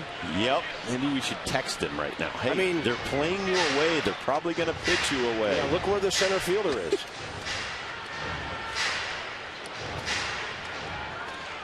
Although a former partner of mine, Ozzie Smith, once told me, the game sure looks easy from up here. Oh, it does. A lot different than. And I was going to say, they, just because they look like they're pitching him away, don't ever trust the pitcher and the catcher. They did strike him out on a fastball up and in last time. Guzman's triple, Nick Johnson's single, tie game into the 6th.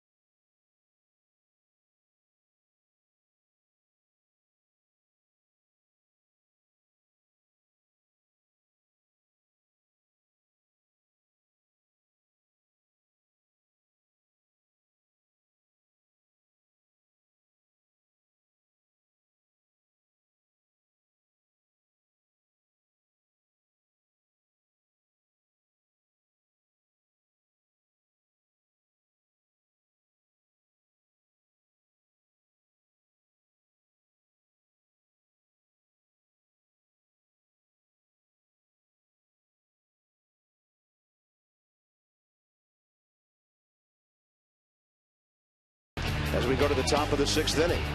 John's night. He strikes out Niger Morgan to start the game. Later has LaRoche reaching, and MAHOLM at times has been very good as well, Rob. But the interesting thing, as we go to the 6th inning, MAHOLM has thrown 17 pitches more than John Lannan. He's at 93. Lannan just threw his 77th pitch. Well, and John's last 3 innings have been excellent. 12, 13, 10, right around the average you want to have. Actually, 10 is beautiful in that last inning. And in that 5th inning, both pitchers threw first pitch strikes to every hitter they faced. So they're on their game, and they're going into the 3rd trip around the batting order. Lannan 23 hitters, 18 first pitch strikes in 5 innings. That's a base hit. For the young catcher, Robinson with a Z, Diaz. Here's the player to be named later in a trade with Toronto for Jose Bautista last August. Here's Andy LaRoche. Singled hard to right field last time up, right before the Jack Wilson RBI double. See if John Lannan can keep the ball down and get a ground ball here. Sliding on his shin guards is Will NIEVES, ball 1.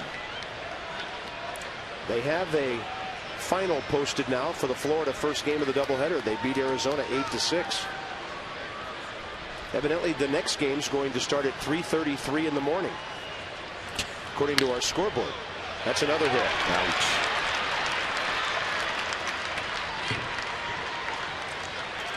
Jack Wilson next. With the pitcher on deck, he won't be bunting. It's bottom of the order right here. Jack Wilson.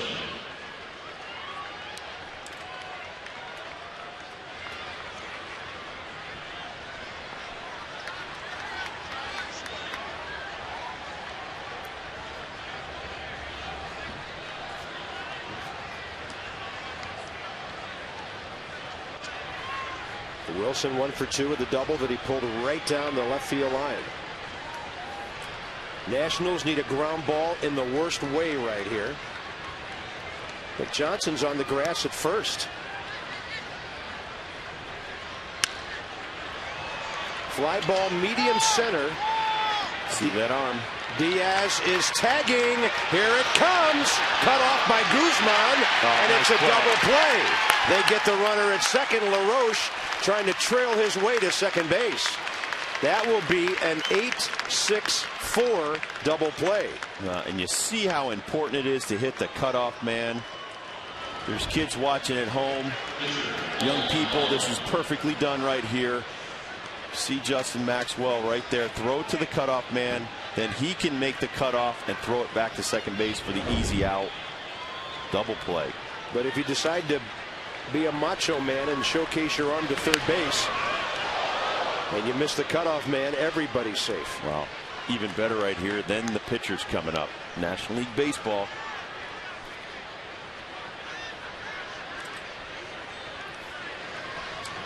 Maxwell will get an outfield assist for that, by the way.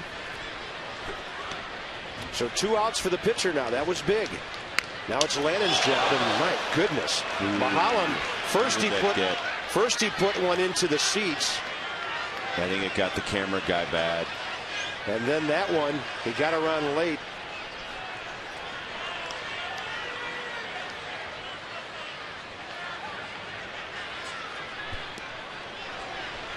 I think that's Mitch, who's one of the official photographers down here. And I mean, MAHOLM got around way late, and that ball right into the photographer's well.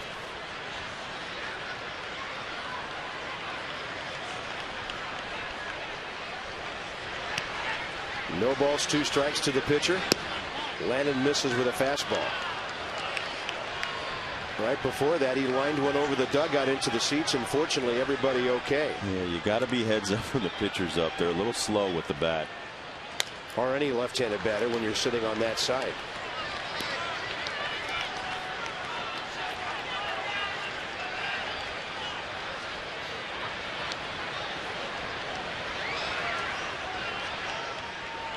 One ball and 2 strikes to MAHOLM.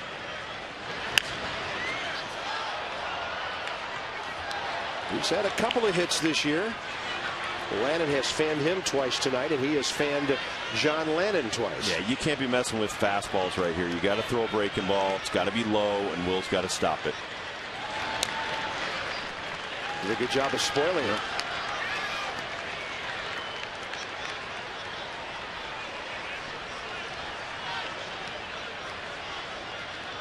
Runner at third, 2 outs in a 1-1 game. There it is. John Lannan, his 5th strikeout of the night. Kearns, Belliard, and Maxwell coming up in a 1-1 game.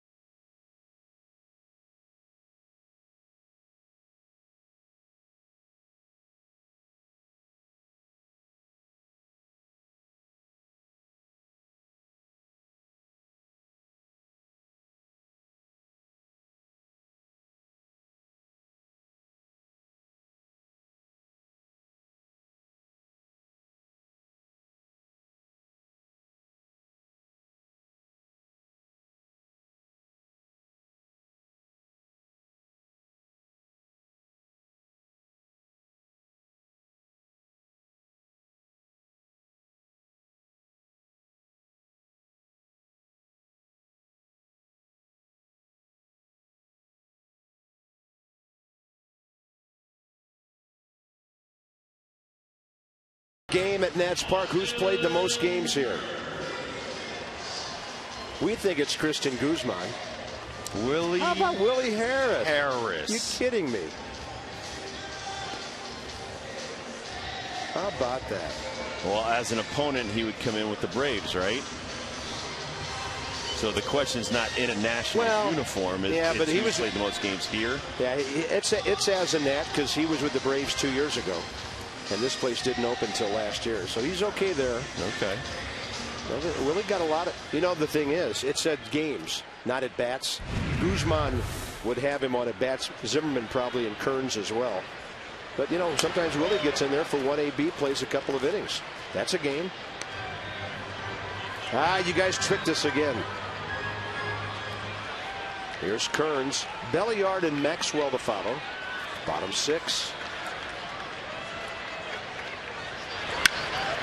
Austin gets under it, right center. Center fielder Nate McLouth.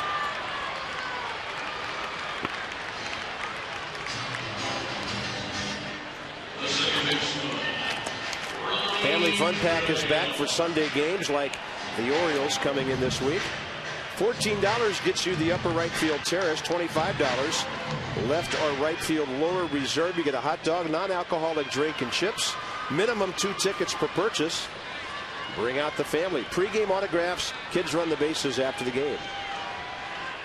And another one happening on Sunday when the Nats take on the O's. Low and away to Ronnie Belliard, 0 for 2 with a strikeout and a liner to left.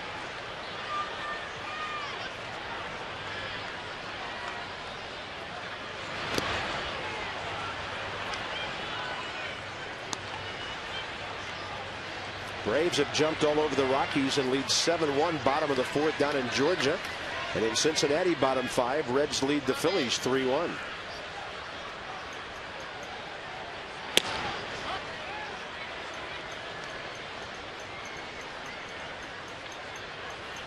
Dan Uggla hit his 5th homer of the year as the Marlins beat the Diamondbacks 8-6 in the first game of their doubleheader.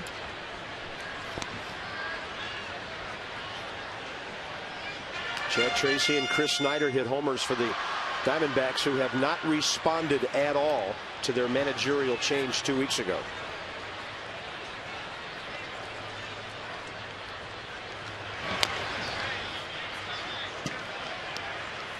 Raul Ibanez hit his 14th of the year for the Phillies tonight at Cincinnati, but they trail 3-1. Carlos Delgado out until late July, probably. Ricky Weeks, tough break for the Brewers. And Mark Teixeira is warming it up. Evidently, A-Rod in the lineup has had a great effect on him. And the Yankees have won 7 straight. They lead the Orioles 5-3 in the 6th inning, and they start the night 3.5 games back of Toronto. The Blue Jays are in Boston, lost there last night, and they're getting killed by the Red Sox tonight, 8-0 in the 5th inning. It's interesting. I talked to Jason Kubel of the Minnesota Twins, who lost 4 straight to the Yankees, and 3 of those on their final at bat. Guess who hit his first homer of the season tonight?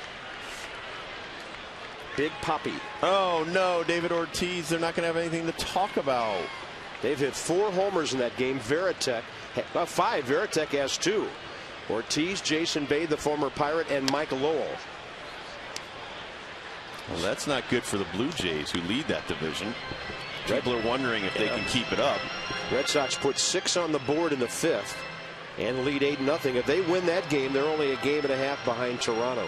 I guess Roy Halladay can't pitch every night, can he? No. And the kid, I guess his name was Cecil, he was 2-0, and everybody was like, who's this kid? Until tonight. Until tonight, yeah. The Red Sox will do that to you. That's a quality organization, a lot of talent. Jason Kubel just said, you know, they were pumped up, and I'm sure a lot of that had to do with the fact Alex Rodriguez came back. Ah, nice going, buddy. Give the ball to the little fellow. Nice. And then when the cameras are gone, give me that ball. Kidding. 10th pitch of the at-bat coming. Ronnie Belliard battles his way to another.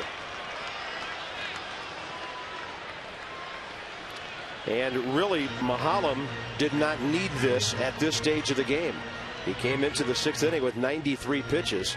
With 1 out, thanks to Ronnie Belliard, he's at 105. The most pitches he's thrown in a game this year, 112 at Milwaukee, 5 1/3 innings, 112 pitches on April 28th.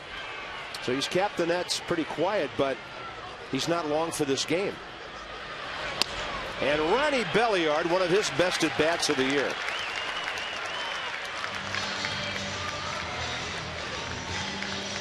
Joe Kerrigan, 3rd walk of the night. One of the best pitching coaches around baseball. What do people like about Joe Kerrigan? He's like Dave Duncan. He simplifies things, you know, and I think at this level you have to let these guys go with what brought them here, and then you just work on some of the finer points. It's tough with our young pitching staff. A lot of them are raw, not as refined as older pitchers. Here's Maxwell. Ball gets away, but it's in front of Robinson Diaz. And maybe got crossed up. He'll visit with his pitcher. You saw the bullpen busy. Jesse Chavez for the Pirates. And here's Joe Kerrigan. New to the Nats again today, Jason Bergman. The Syracuse Chiefs had an off day in Louisville today, affording Bergman and Justin Maxwell an easy opportunity to make their way to D.C. Well, with his call-up now, we have 6 right-handers and 2 left-handers in our bullpen.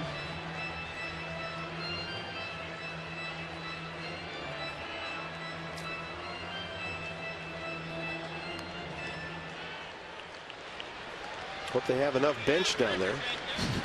I think they have enough seats down there. I think they have 4 benches. Maxwell gets under it. Short center, Sanchez out, McLouth in. On a ball that high in the air and that long, I'm a little surprised the second baseman caught it. Cal Ripken's Baseball League takes on the Valley in the Mid-Atlantic Classic July 15th in Waldorf. Future stars will be battling. Guys like Marcus Jones and D. Brown, Nats prospects, played in that game. And you'll see it live on Mass in HD. 7:05, Home Run Derby, 5:30, admission free, donations accepted. Ripken Sr., that's SR at collegebaseball.org, or call 410-588-9900. Here's Will Nieves. I was watching a cool special on Cal Ripken Jr. and his trip to China with his brother Billy. They have that Ripken baseball. They've done some amazing things for the youngsters around, not just this country, all over the world. Cal Ripken Jr., he goes all over the world for this government as a goodwill ambassador. Busy man. Probably more busy than he was when he was playing in the big leagues. Yeah. He's a guy who played every day. Was that a slow boat to China? You know, he takes things pretty slow, doesn't he? Cal has a way of stretching things out. Will Nieves 0 for 2. He's pulled 2 ground balls today. That was more his swing.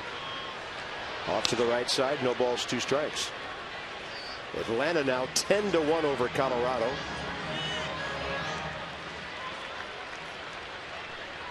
The Joshinator. Next for John Lannan. The hammer.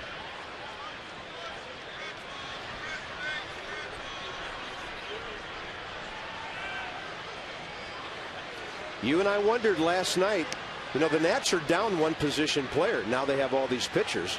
We thought that because the bullpen has struggled so mightily, if Maniacta might be more inclined to leave his starters in a close game, even behind, to hit and keep on pitching. Because John Lannan's only thrown 89 pitches in 6 innings. Now this Willingham thing could be for show. But if Nieves gets on, evidently Manny's going to go for the offense here and try to trust his bullpen for 9 outs. Can't be an easy call to make. No, it is not a tough call. They have not earned that right to be in the game, other than maybe Ron Vallone and Kip Wells or Beimel. But you know, that's why he's got Bergman up. Still a lot of auditioning in that bullpen right now, and Daniel Cabrera possibly could be down there auditioning to stay in the big leagues.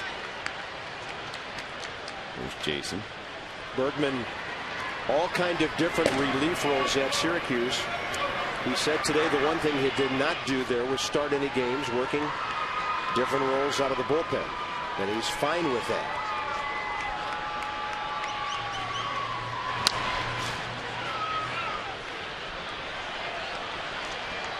They're not the only team, though, that has some bullpen issues. The Cleveland Indians have a lot of issues. Last night, their closer, Kerry Wood, whose ERA is up over 8, gave up 2 home runs and blew the save. He's been pretty inconsistent in that role, hasn't he? Yep. There's Daniel Cabrera. He's got his spot picked out down there in the bullpen now. Here's a 1-2.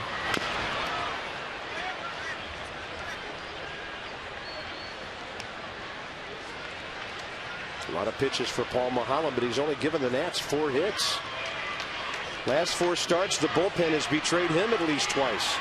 As mentioned earlier, he could be 5-1, maybe have 6 wins right now.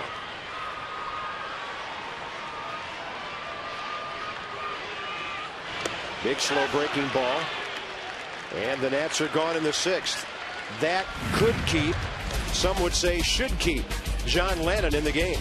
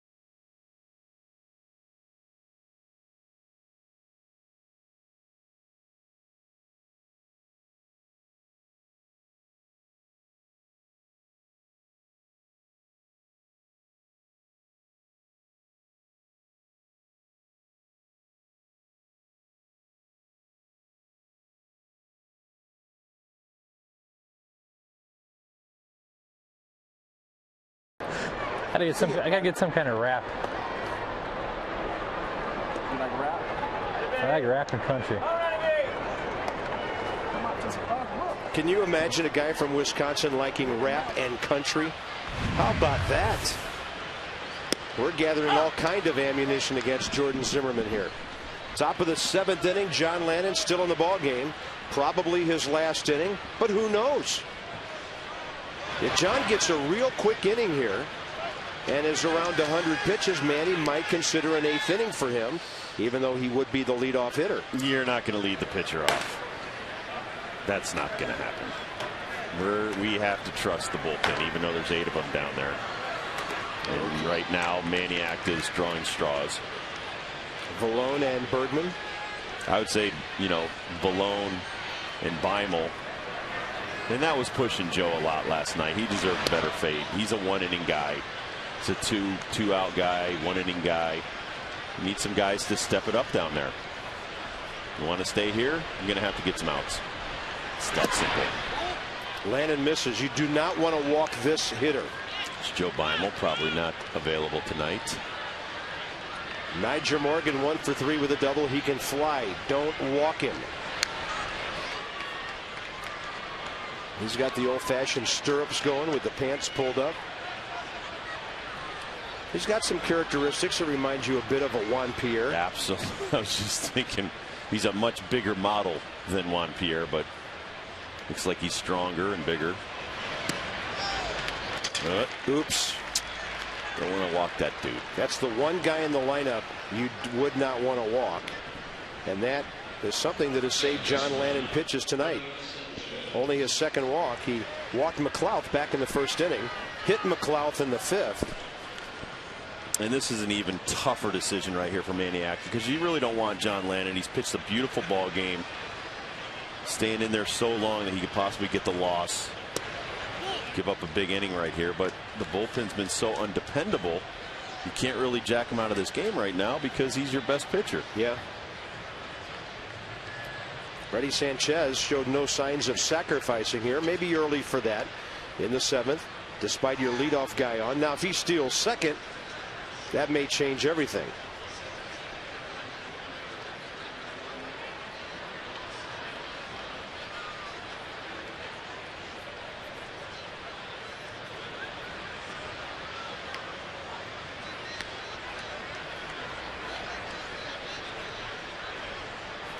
Morgan this year 10 steals in 15 attempts, tied for 4th most in the league. Ball 2.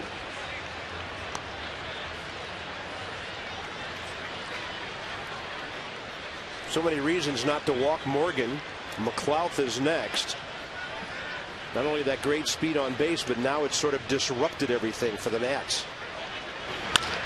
Chopper, Zimmerman. They'll have to hurry for 2. Belliard throws it way offline. Not even close. Morgan has good speed coming in there, but that's a 5-4-3 that's got to be turned. Well, at least we got the top speed guy off the base paths right here. Here's a nice turn started by Ryan Zimmerman. Ronnie Belliard knows Morgan is coming in there hard. He flips it over. There's the famous Dave's Exmo turn right there. Ronnie Belliard getting out of the way. Just a little bit offline. Best tasting, most award-winning ribs in America, Famous Dave's with our Exmo. You think Famous Dave's will bring some ribs in for us? We're waiting. They can walk in slow motion. We won't mind. I mean, how do I know the Famous Dave's make some good ribs? I'd like to taste them. Hey, so would our truck. I'm from Missouri. Show me. So would our whole crew. I'll stop there. Not the whole stadium. There's a lot of people. Up the middle. Pretty nifty. Guzman to Belliard to get the lead runner. 6-4 on that fielder's choice. Nats played that one well. Hey, one at a time if that's what it takes. Yeah. This is a very nice play right here. Just getting out. Hit back up the middle. John Lannan slows it down. Christian over to Ronnie. Over to Nick. Not in time for the double play, but take the out right there. Ronnie Belliard barely grazed that bag with his foot.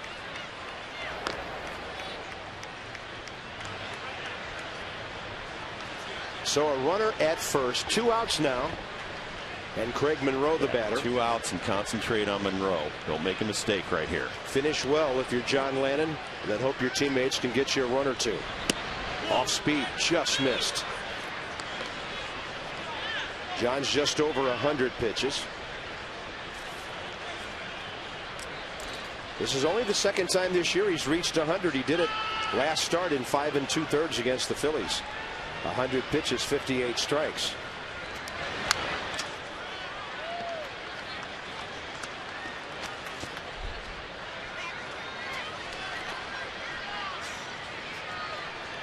Maholm, 114 pitches, 74 in the strike zone.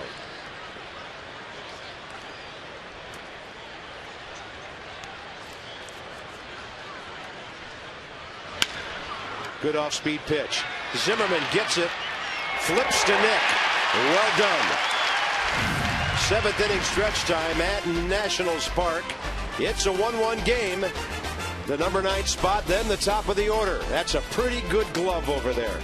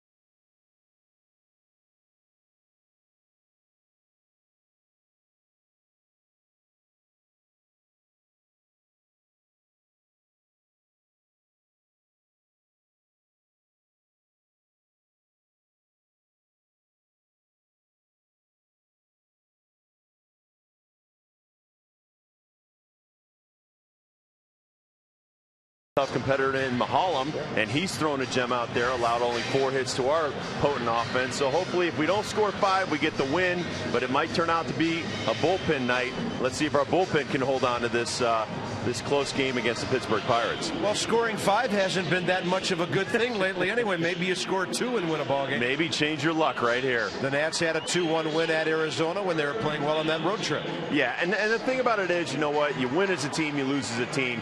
Everybody still has their spirits up right now, and Maniac is going to have to turn it over to the bullpen eventually. May as well be a tight ball game right here. Maybe the tight ball game is what they need to get things going in the right direction.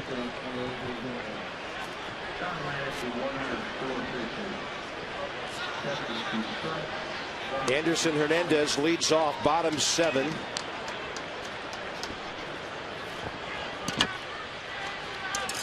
As a pinch hitter this year, first appearance.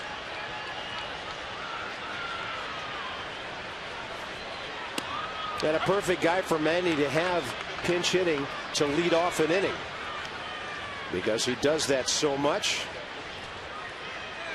Good speed. And he's facing Jesse Chavez, who makes his second appearance of this series. Chavez came in and pitched an inning and 2/3 scoreless in the Pirates' 12-7 win Monday night. 2 balls, 2 strikes. Overmatches Hernandez with a fastball away. Major League Baseball and People magazine are looking for individuals who have made a difference in their communities. 30 everyday All-Stars will be honored at the All-Star Game this summer. To nominate, go to peopleallstars.com. Well, that was good morning, good afternoon, good night, all in the mid-90s. The final strikeout pitch, 96 miles an hour. John Lannan, 7 good innings. Cristian Guzman is 2 for 4. Ooh, he likes that heater. And Cristian Guzman has his 17th multi-hit game of the year. Ryan Zimmerman, counting the suspended game, leads the league with 19. Well, that's 95 right back at you at about 105. Cristian Guzman just taking that really hard fastball by Sanchez, which is kind of straight, right back up the box. Watch your onion. Here's Nick Johnson facing a right-hander for the first time tonight. He fared well against Maholm. A first inning walk, and the Nats' only RBI on a beautiful opposite field swing, and a base hit in the 5th on an 0-2 pitch. Nick celebrated by stealing second for the first time this year. Something brewing maybe here in the 7th inning. The Nats could still make a winner out of John Lannan.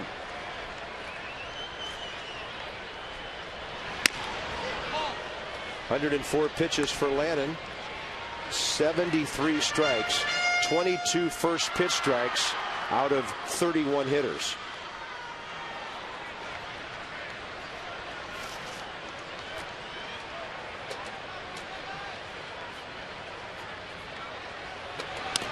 I can only imagine, and that ball gets away as Guzman had a secondary lead. And then Robinson Diaz couldn't find the ball.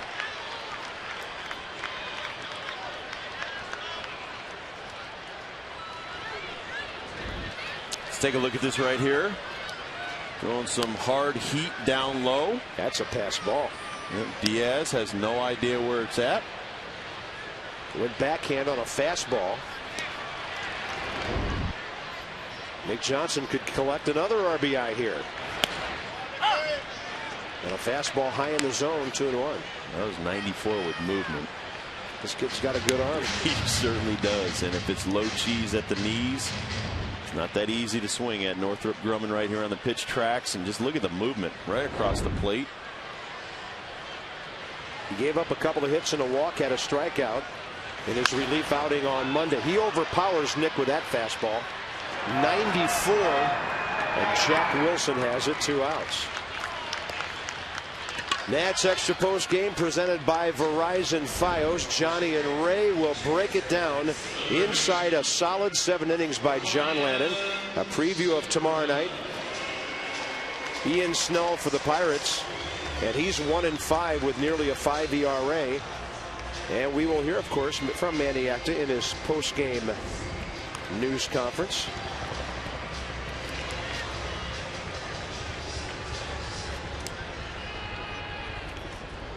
Well done by John Lannan tonight.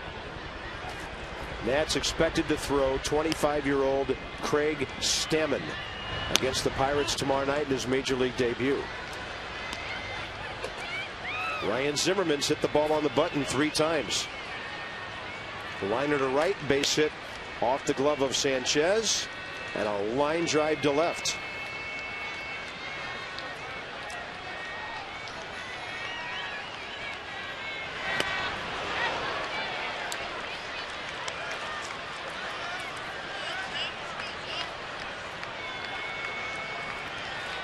Ron Vallone.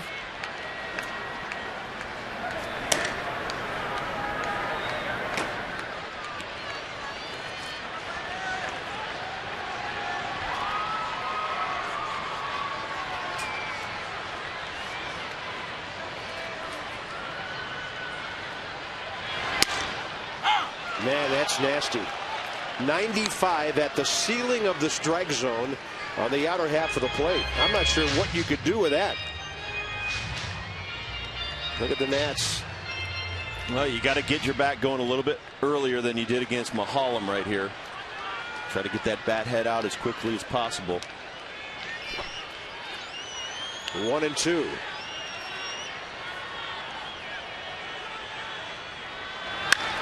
Fastball rammed into left. And Ryan Zimmerman lines out to Morgan in the same spot he did last time. Unlucky. Here comes Vallone.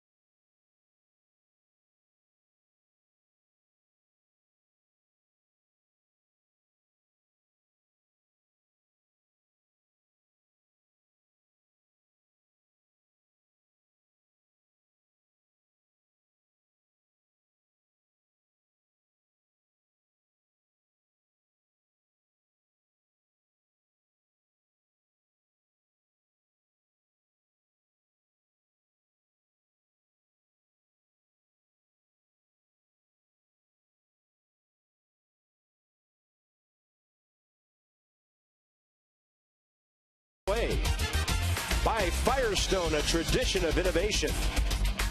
And by Kawasaki. Save big during Kawasaki's Green Light event. See your dealer today. Top of the 8th inning arrives at Nationals Park on a beautiful evening in May. Our game summary: Christian Guzman scoring the Nats' only run, on base a couple of times. Paul MAHOLM, outstanding. John Lannan, outstanding. Each pitches deep into the ball game by today's standards. Lannan 1 inning better. And his successor, Ron Vallone, takes over here in the 8th to face Adam LaRoche. Ron Vallone pitched 2 scoreless innings with 1 strikeout, retiring 6 consecutive batters, including LaRoche, on a ground ball last night. Still sporting that spotless ERA. He'll get a fly ball to center. Justin Maxwell cruising for it. So Ron Vallone in this series has retired 7 consecutive batters. Manny's found one guy he can depend on.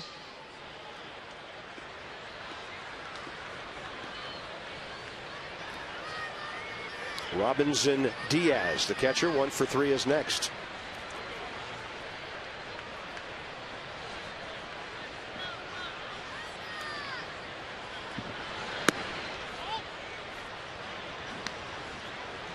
So what's Ron Vallone doing that nobody else is? Throwing strikes, getting ahead.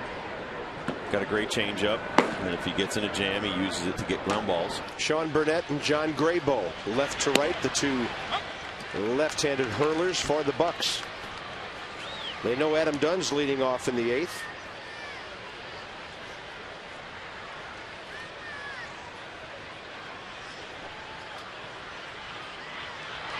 The fact that they're warming up 2 lefties means that maybe Grayboe pitches if the Pirates are ahead. If it's a tie game, maybe Burnett gets the call. Grayboe more of their late inning guy, helping to get the ball eventually to Matt Capps, their closer.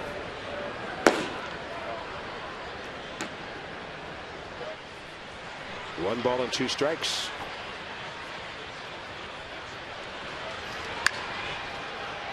And Ron Vallone severely jammed him.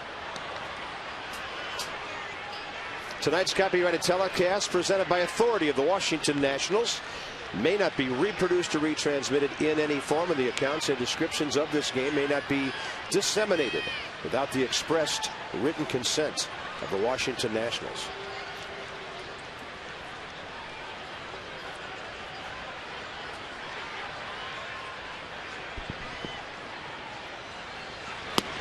Up and away, 2 outs. Ron Vallone keeps getting hitters quickly. And now he'll face Andy LaRoche. He must be feeling pretty good after those 2 innings last night. He challenges him with some high heat. He has no shot at hitting that pitch. Just a bit up. Thanks for swinging. Taking advantage of a hitter's aggressiveness. Got himself out, didn't he? Yeah, because he didn't want to see a changeup. That's for sure. Here's LaRoche, who's had a good night, 2 for 3. Nice. There's a changeup. Yeah, there's the combio. Hit that one.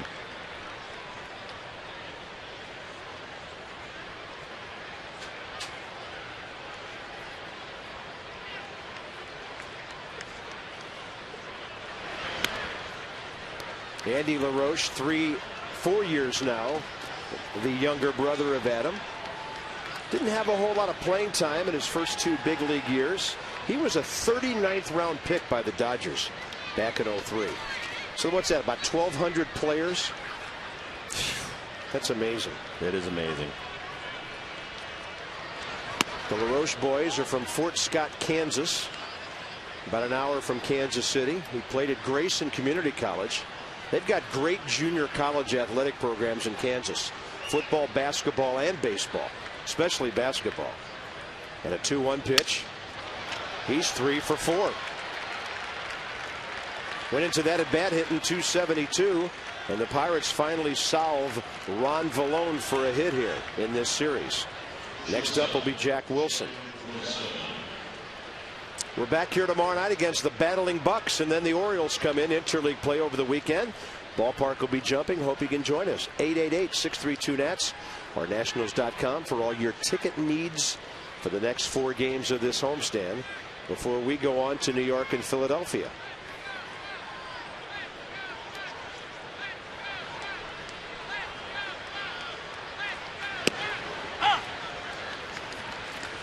Nationals' next homestand as we get into June will feature the Giants, the Mets, and the Reds. You can come out and see the one and only Pablo Sandoval when the Giants come in. Maybe he'll fall around second for them. Man. He looked like Orlando Cepeda against the Nats. A 1-1 now. So Wilson. Jack is 1 for 3 with an RBI double.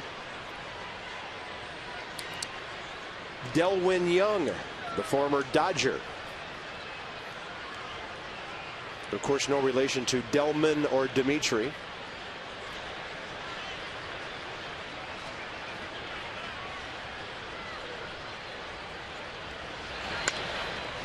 Little nubber down the first baseline. Nick Johnson will do it himself. And Ron Vallone has pitched 3 scoreless innings against Pittsburgh. Dunn, Kearns, and Belliard straight ahead.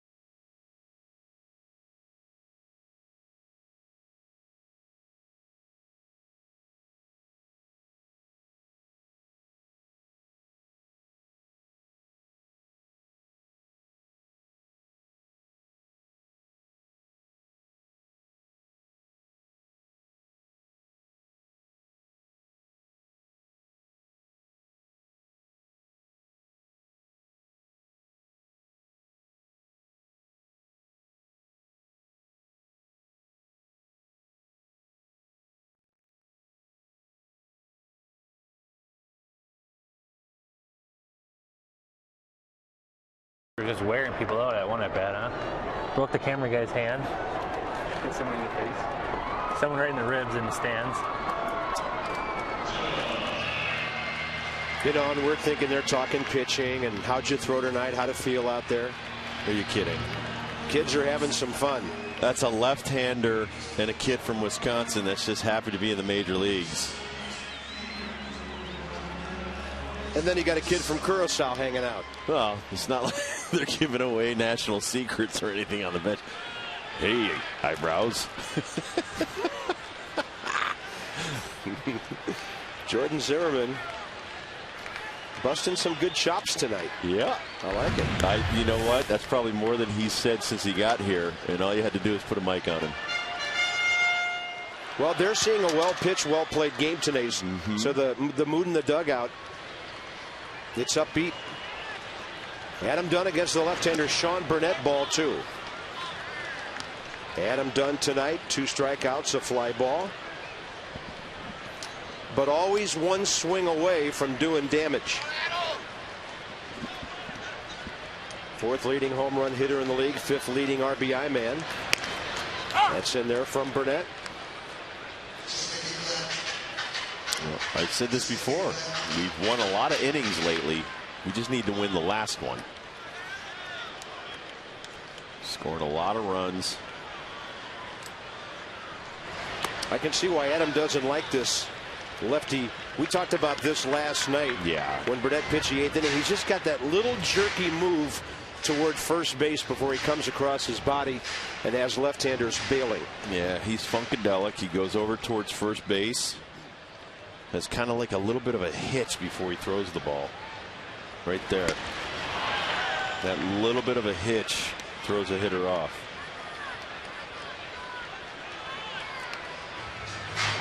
Last pitch here, 3-1, throws a breaking ball.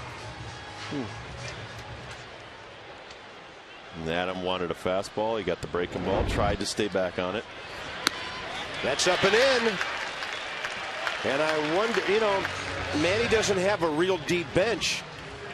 At this point of the game, you might run a Willie Harris for Adam Dunn, but the Nats only have 4 position players and really 3 because you're not going to use your backup catcher. So Dunn's at first base here in the 8th. And that's the manager, John Russell. He wants the baseball. They had Graybo warming up earlier, but right-handed batters are coming in now. That doesn't bother them. It will be the left-hander Graybo against Kearns, Belly.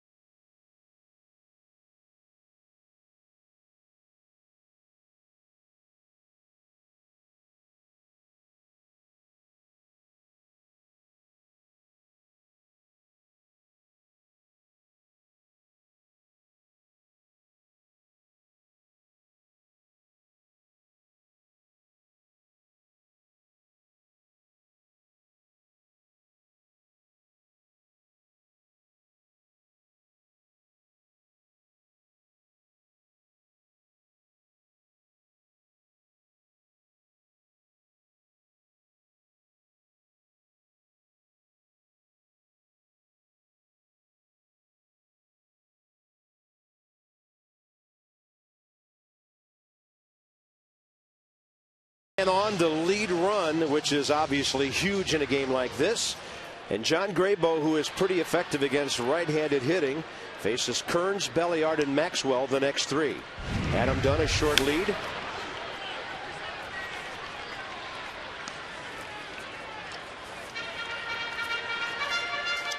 Kearns with an opposite field base hit back in the second.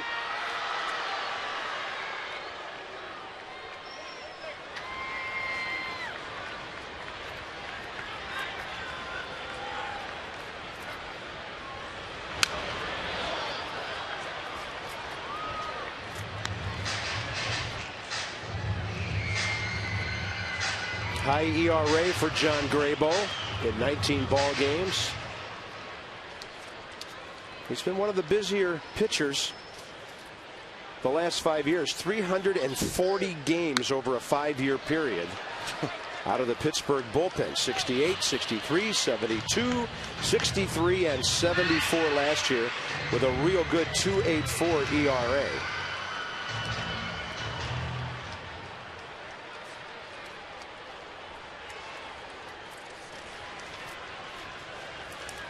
Oh, 2 to Kearns.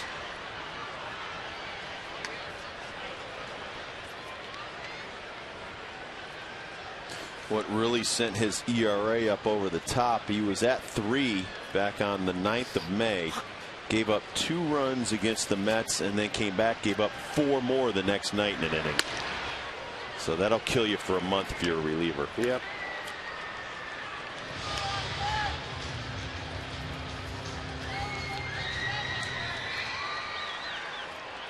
Austin's made those 4 hits count.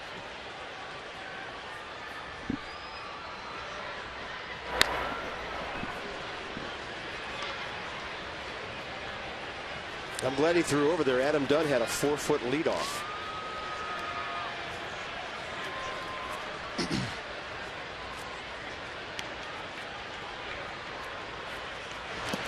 In the dirt. Kearns tells Dunn to hold up.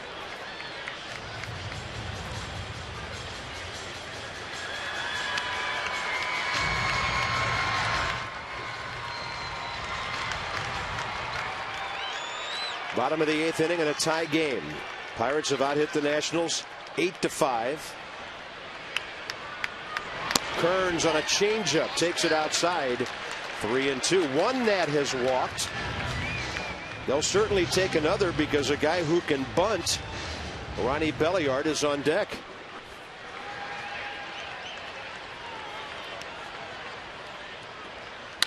Kearns hits a double play ball. Taylor made to Jack Wilson. 2 outs. Pirates have turned 4 double plays in this series.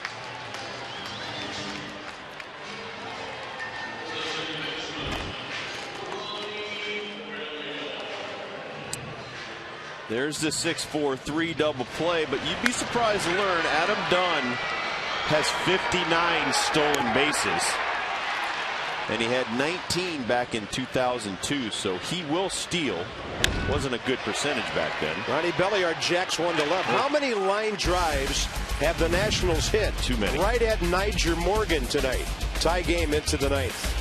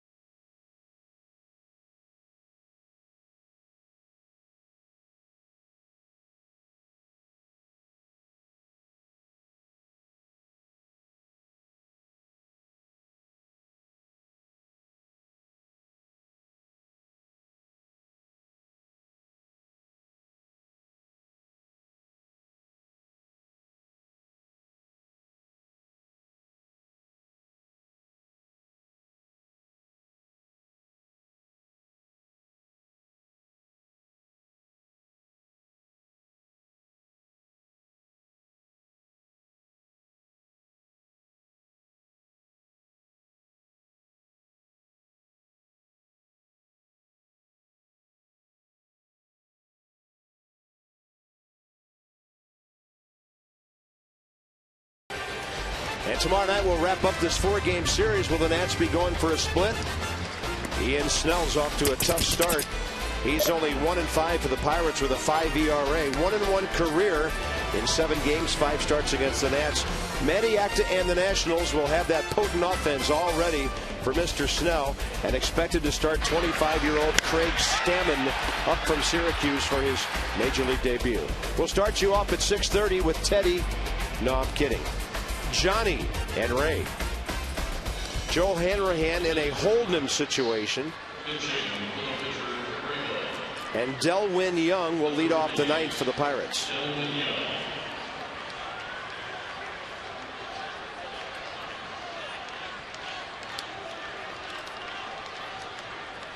So John Grable comes in, gets the double play ball, and 3 big outs for Pittsburgh.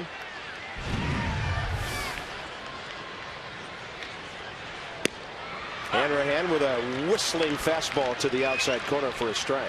Delwyn Young is 26 years of age from LA. Came over in a trade from the Dodgers, and a couple of players to be named later involved. Out of Little Rock High School in California. He was headed to Cal State Fullerton, a great baseball school, when the Dodgers signed him in the 4th round in '02. Wow. Joel's got the octane going, 95 on that heater. 1-1 pitch right there. He's got his own 95 to go with the lead on their team's 95, and that's slapped into left field. On a 1-2 pitch. Just a little up in the zone. Well, Ron Vallone has been the only Nationals relief pitcher over the last week to 2 weeks to come in and get outs regularly. Somebody else is going to have to step up, several of them. Top of the order now, and here's Nyjer Morgan. This is a tough situation. This guy can bunt and he can run. Your defense under some pressure here. Up and away, ball 1.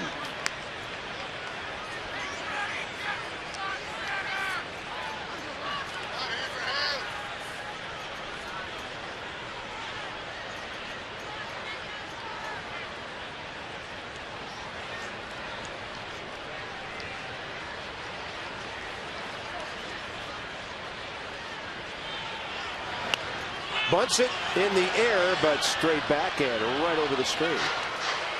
Well, and that's going to happen when you throw as hard as Joel. When I was throwing in my day, I used to think sometimes you can get guys that aren't really good bunters to pop one up. Catch a break here. Here's the Exmo. That hard high heat. It's tough to bunt. Yeah. Because there was nothing wrong with his form right there. No, he had some excellent form right there, but the ball's traveling so fast, he's just trying to make some contact. So if you throw a breaking ball, you're doing a bunter a favor, huh? It depends on if it's a well-placed breaking ball. If you throw a hard slider down and in, that might be a very difficult pitch for him to bunt, because he's just trying to lay it down, trying to deaden the ball. Sometimes if you make him move the bat a little bit, it'll help.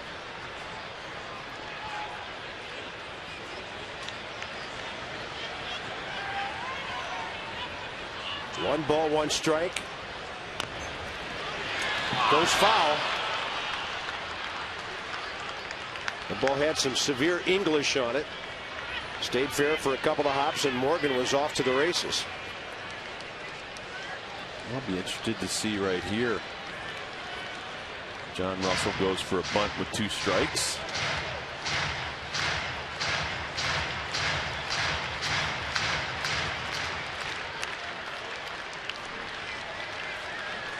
Ryan Zimmerman still playing in.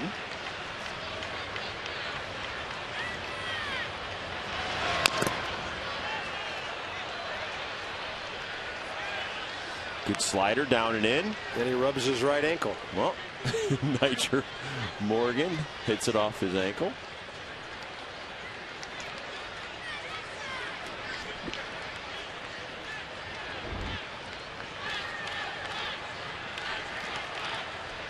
That's going to leave a mark.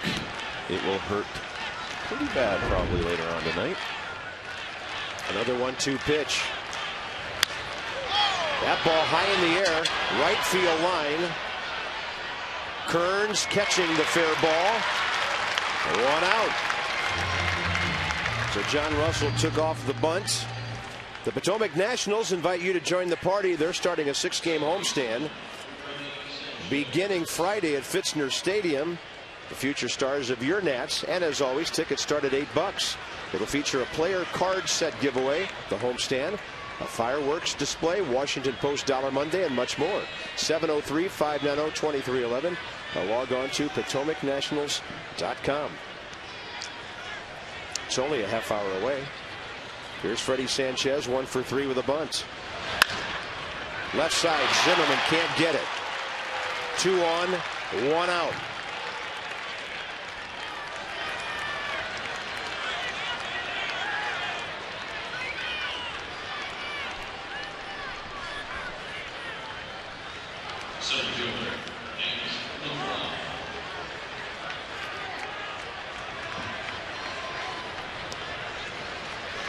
Now you're facing one of Pittsburgh's best hitters in Nate McLouth.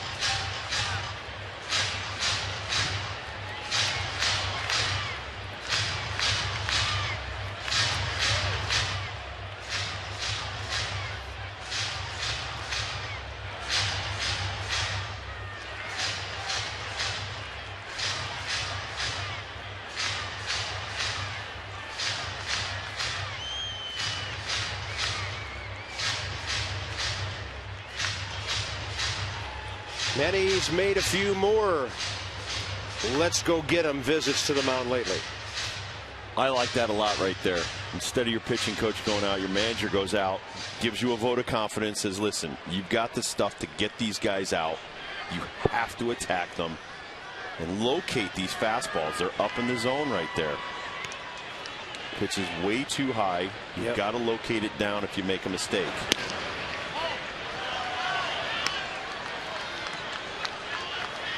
Nate McLouth 0 for 2. He's been walked, hit by a pitch.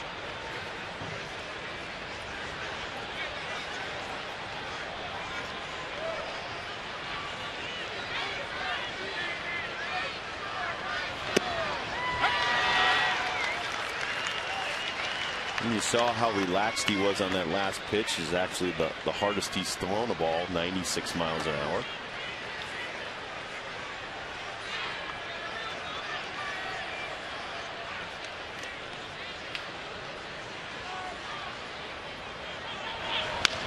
And a base hit to right. Around third is Young. Nationals hoping he would challenge the arm of Kearns. And the bases are loaded with 1 out.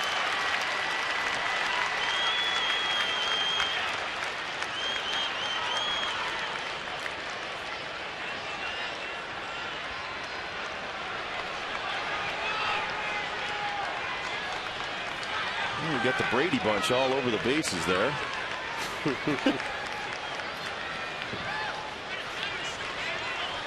Why do I have the My Three Sons song playing in my head? Well, we've had a lot of My Three Sons on the bases lately. Way too many. I know. And with 1 out, stop getting beat with your second and third best pitch. Go with the fastballs. If they beat you on that, you tip your hat. The Pirates are pinch hitting for their cleanup man here, Brandon Moss, and he's been swinging a hot bat. Why not? John Russell plays the percentage here with Moss, who's 14 for his last 25 over 7 games.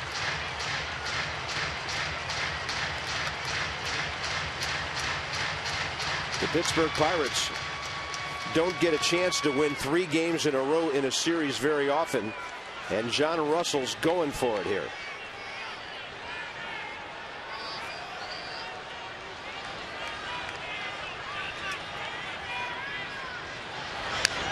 The other luxury he has is that Moss has 5 outfield assists this year, so he's a great guy to bring in here as a pinch hitter and then for defense. He just hasn't had many chances or much success in his big league career with Boston and the Pirates with the bases loaded.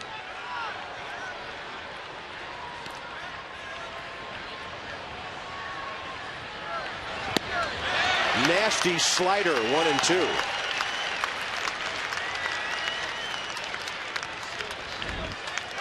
Last pitch, great location on this slider, down and into a lefty. There's nothing he can do. He either hits it foul or he can't come close to hitting it. It's all about location. Another slider.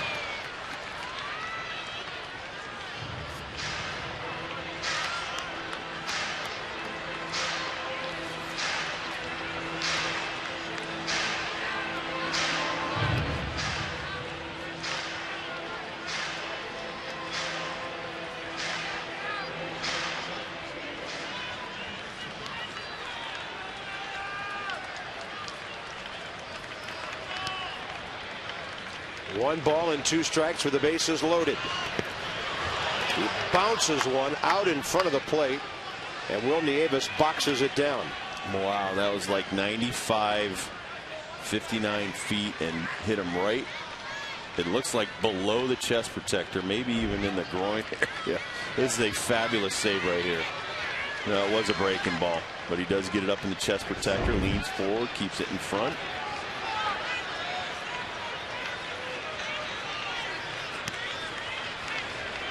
Two balls, 2 strikes. He bounces another one.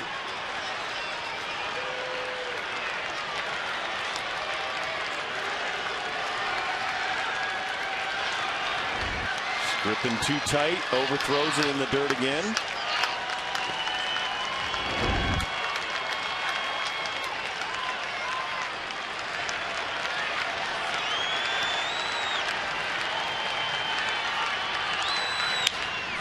Pretty good fastball. Moss had to go down and reach and get it.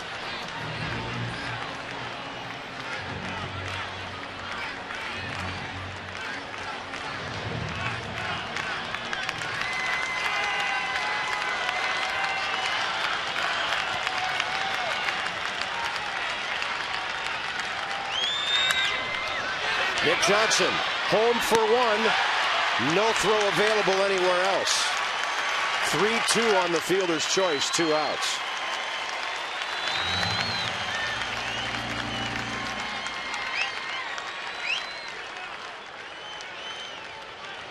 Well, he went away with a fastball, and Moss fouled it off. He comes back inside with a fastball, jams the heck out of him, and almost gets a home to first double play, but great job right there by Hanrahan. Risky throw that would have been to first base. That's a different throw, of course, for a pitcher to receive because it's coming from the catcher. And he has to almost completely turn around to see it. Ronnie Belliard was trying to get over there as well. So now it's Sanchez, McLouth, and Moss, 3rd, 2nd, and 1st. And the hitter is LaRoche with 2 outs.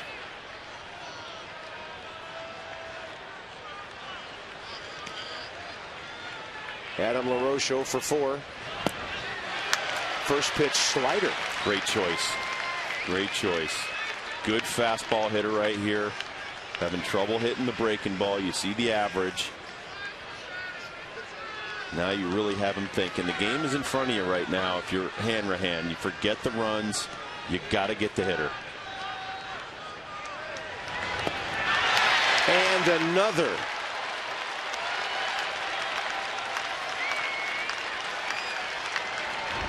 Great location here, down and away from him, not even close to hitting that, but be very careful. Thrown 2 in a row. Nice fastball up and away, up and in.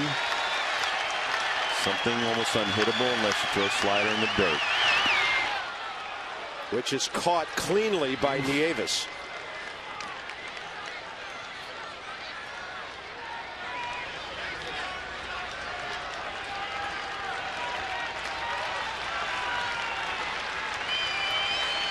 Bases loaded, 2 outs, top of the 9th in a tie game.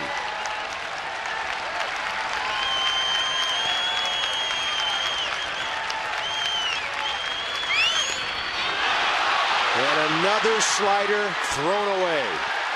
Pittsburgh leads 2-1.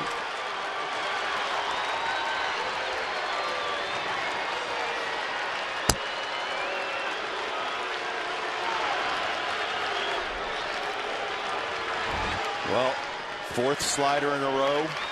Didn't want to try to elevate a fastball. He went with another slider, and Will Nieves couldn't stop that one. He goes to the backstop.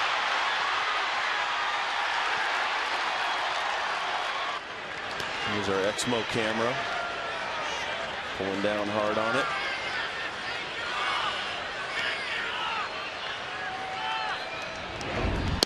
Two and two to LaRoche, and now he misses.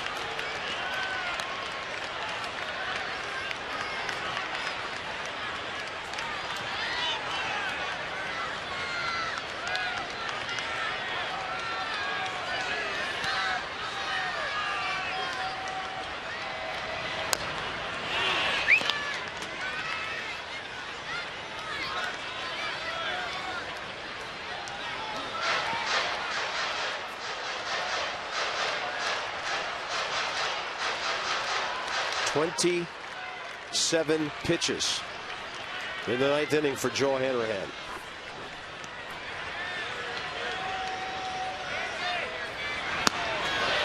Bases loaded again.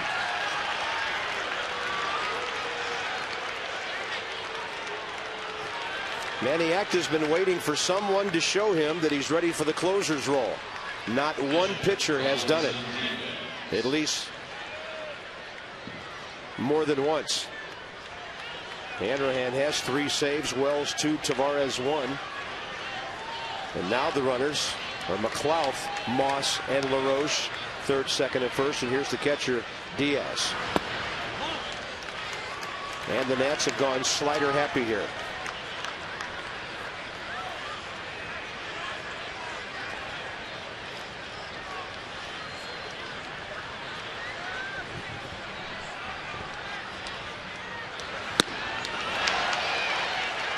That's what Diaz did last time against Ron Vallone for strike 3.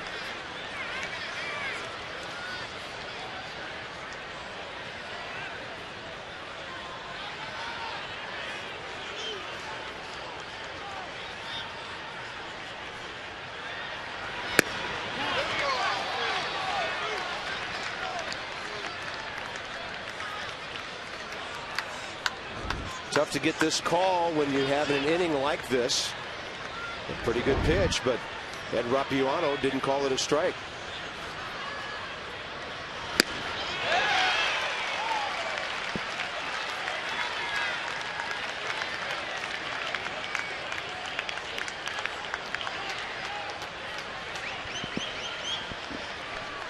The last 2 pitches may have been the best he's thrown this inning.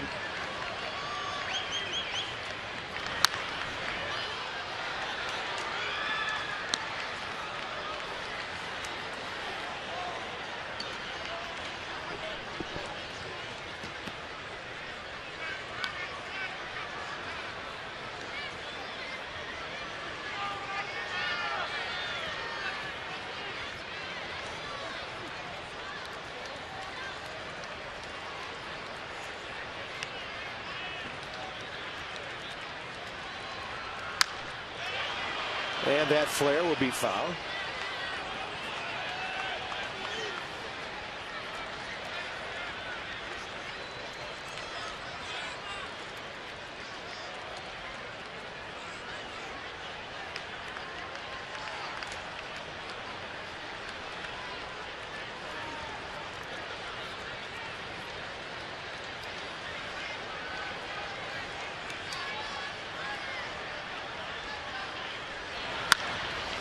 Out to the second baseman, Ronnie Belliard. Pirates will settle for 1. Is that enough to give them a 2-1 win? Bottom of the order ahead.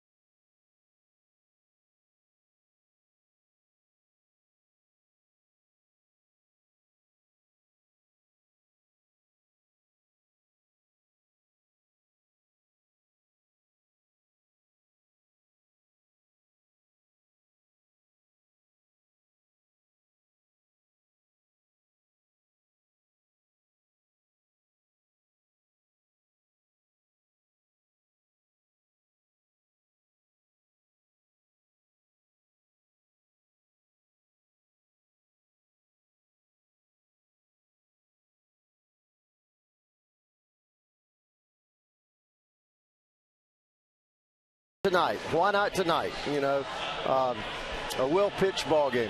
Fun ball game to watch, close ball game to watch, pretty well played. And they just got to Hanrahan, who was throwing 97 miles an hour. Yeah. That's 1 run in the 9th inning on 3 base hits. Let's see if they can pull it out. Let's go back upstairs to Bob Carpenter and Rob Dibble. Thank you, Johnny Holiday. Brandon Moss, who, as I mentioned, has 5 outfield assists this year, stays in the play right field. Their closer, Matt Capps, is into the ball game, trying to save his 2nd game of this series and his 8th of the year. Willie Harris will bat for Justin Maxwell here.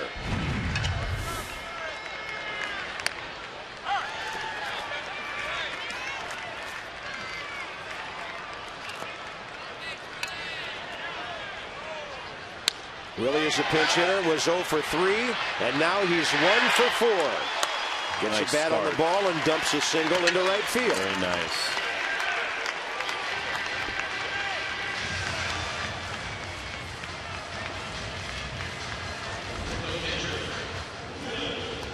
First pitch fastball, then Capps comes back with a breaking ball right there. Willie Harris dumps it into right field.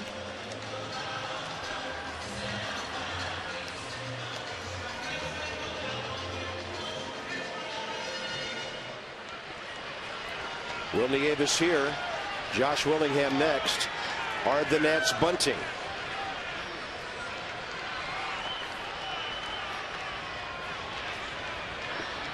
I don't know if you bunt so much with Will as you try to hit and run with him. He hits that hole so much. I don't know if he plays enough to be a great bunter. And with Willie Harris aboard, LaRoche has to hold the runner. That opens up about 60 feet of hitting room. He is bunting, and straight back it goes.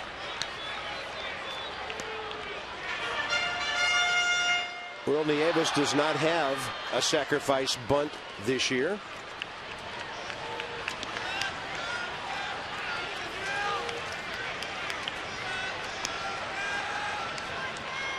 And in his major league career, he has 8.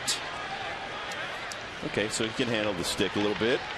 Try to push it over to LaRoche then to first base, not to third base, LaRoche.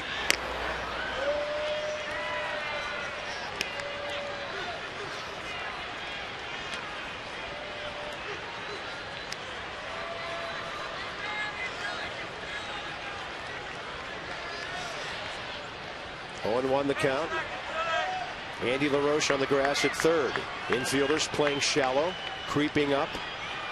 Runner goes. And a foul off to the right side. Willie Harris had a really good jump. I like it. I like Manny's thinking right there. And if he does get a base hit, you got Willie easily at third. No outs.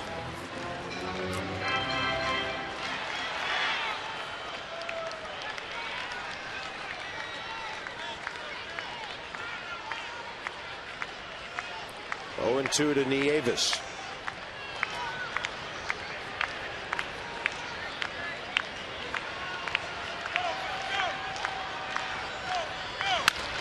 Double play ball. Second of the night, 5th of the series. And it's going to be up to Josh Willingham with 2 outs and the bases empty.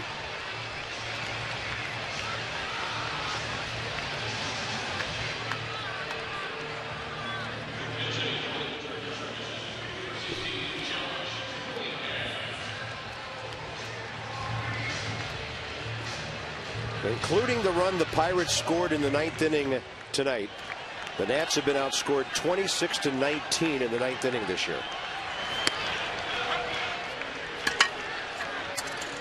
That number, which we researched, is not as disparate as I thought it was. No, it's the middle innings from like the 6th inning, I think, to the 9th inning. That's where I think we've I just saw a stat in the paper the other day. That's where we get hammered. Like I said, we keep winning the first 6 and 7 innings. It's the 6th to the 9th is where we're getting beat up. But you said it. You said it best. I mean, someone's got to step up in that bullpen besides Ron Vallone. Joe Biamol's still your 8th inning guy for 2 hitters to an inning. You need to get him back into that role. But somebody's got to step up to be the bridge there.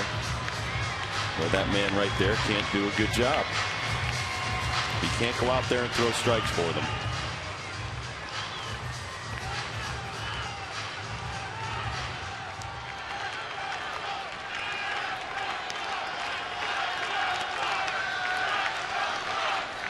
One and 2 to Josh Willingham. And a good eye, ball 2. Nats would love to get Guzman to the plate here.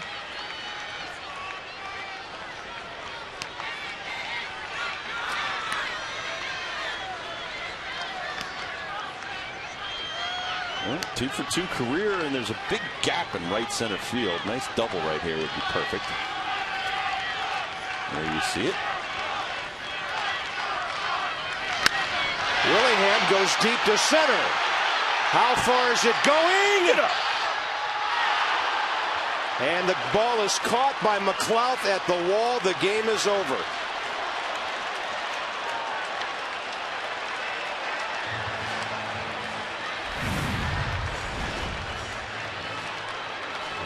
This ball is as well struck as you can hit a ball without hitting it out of the ballpark. McLouth goes back, running out of room, right up on the top of the wall. And the Pittsburgh Pirates, the last place team in the Central, will be in a position to sweep the Nats in our ballpark tomorrow night.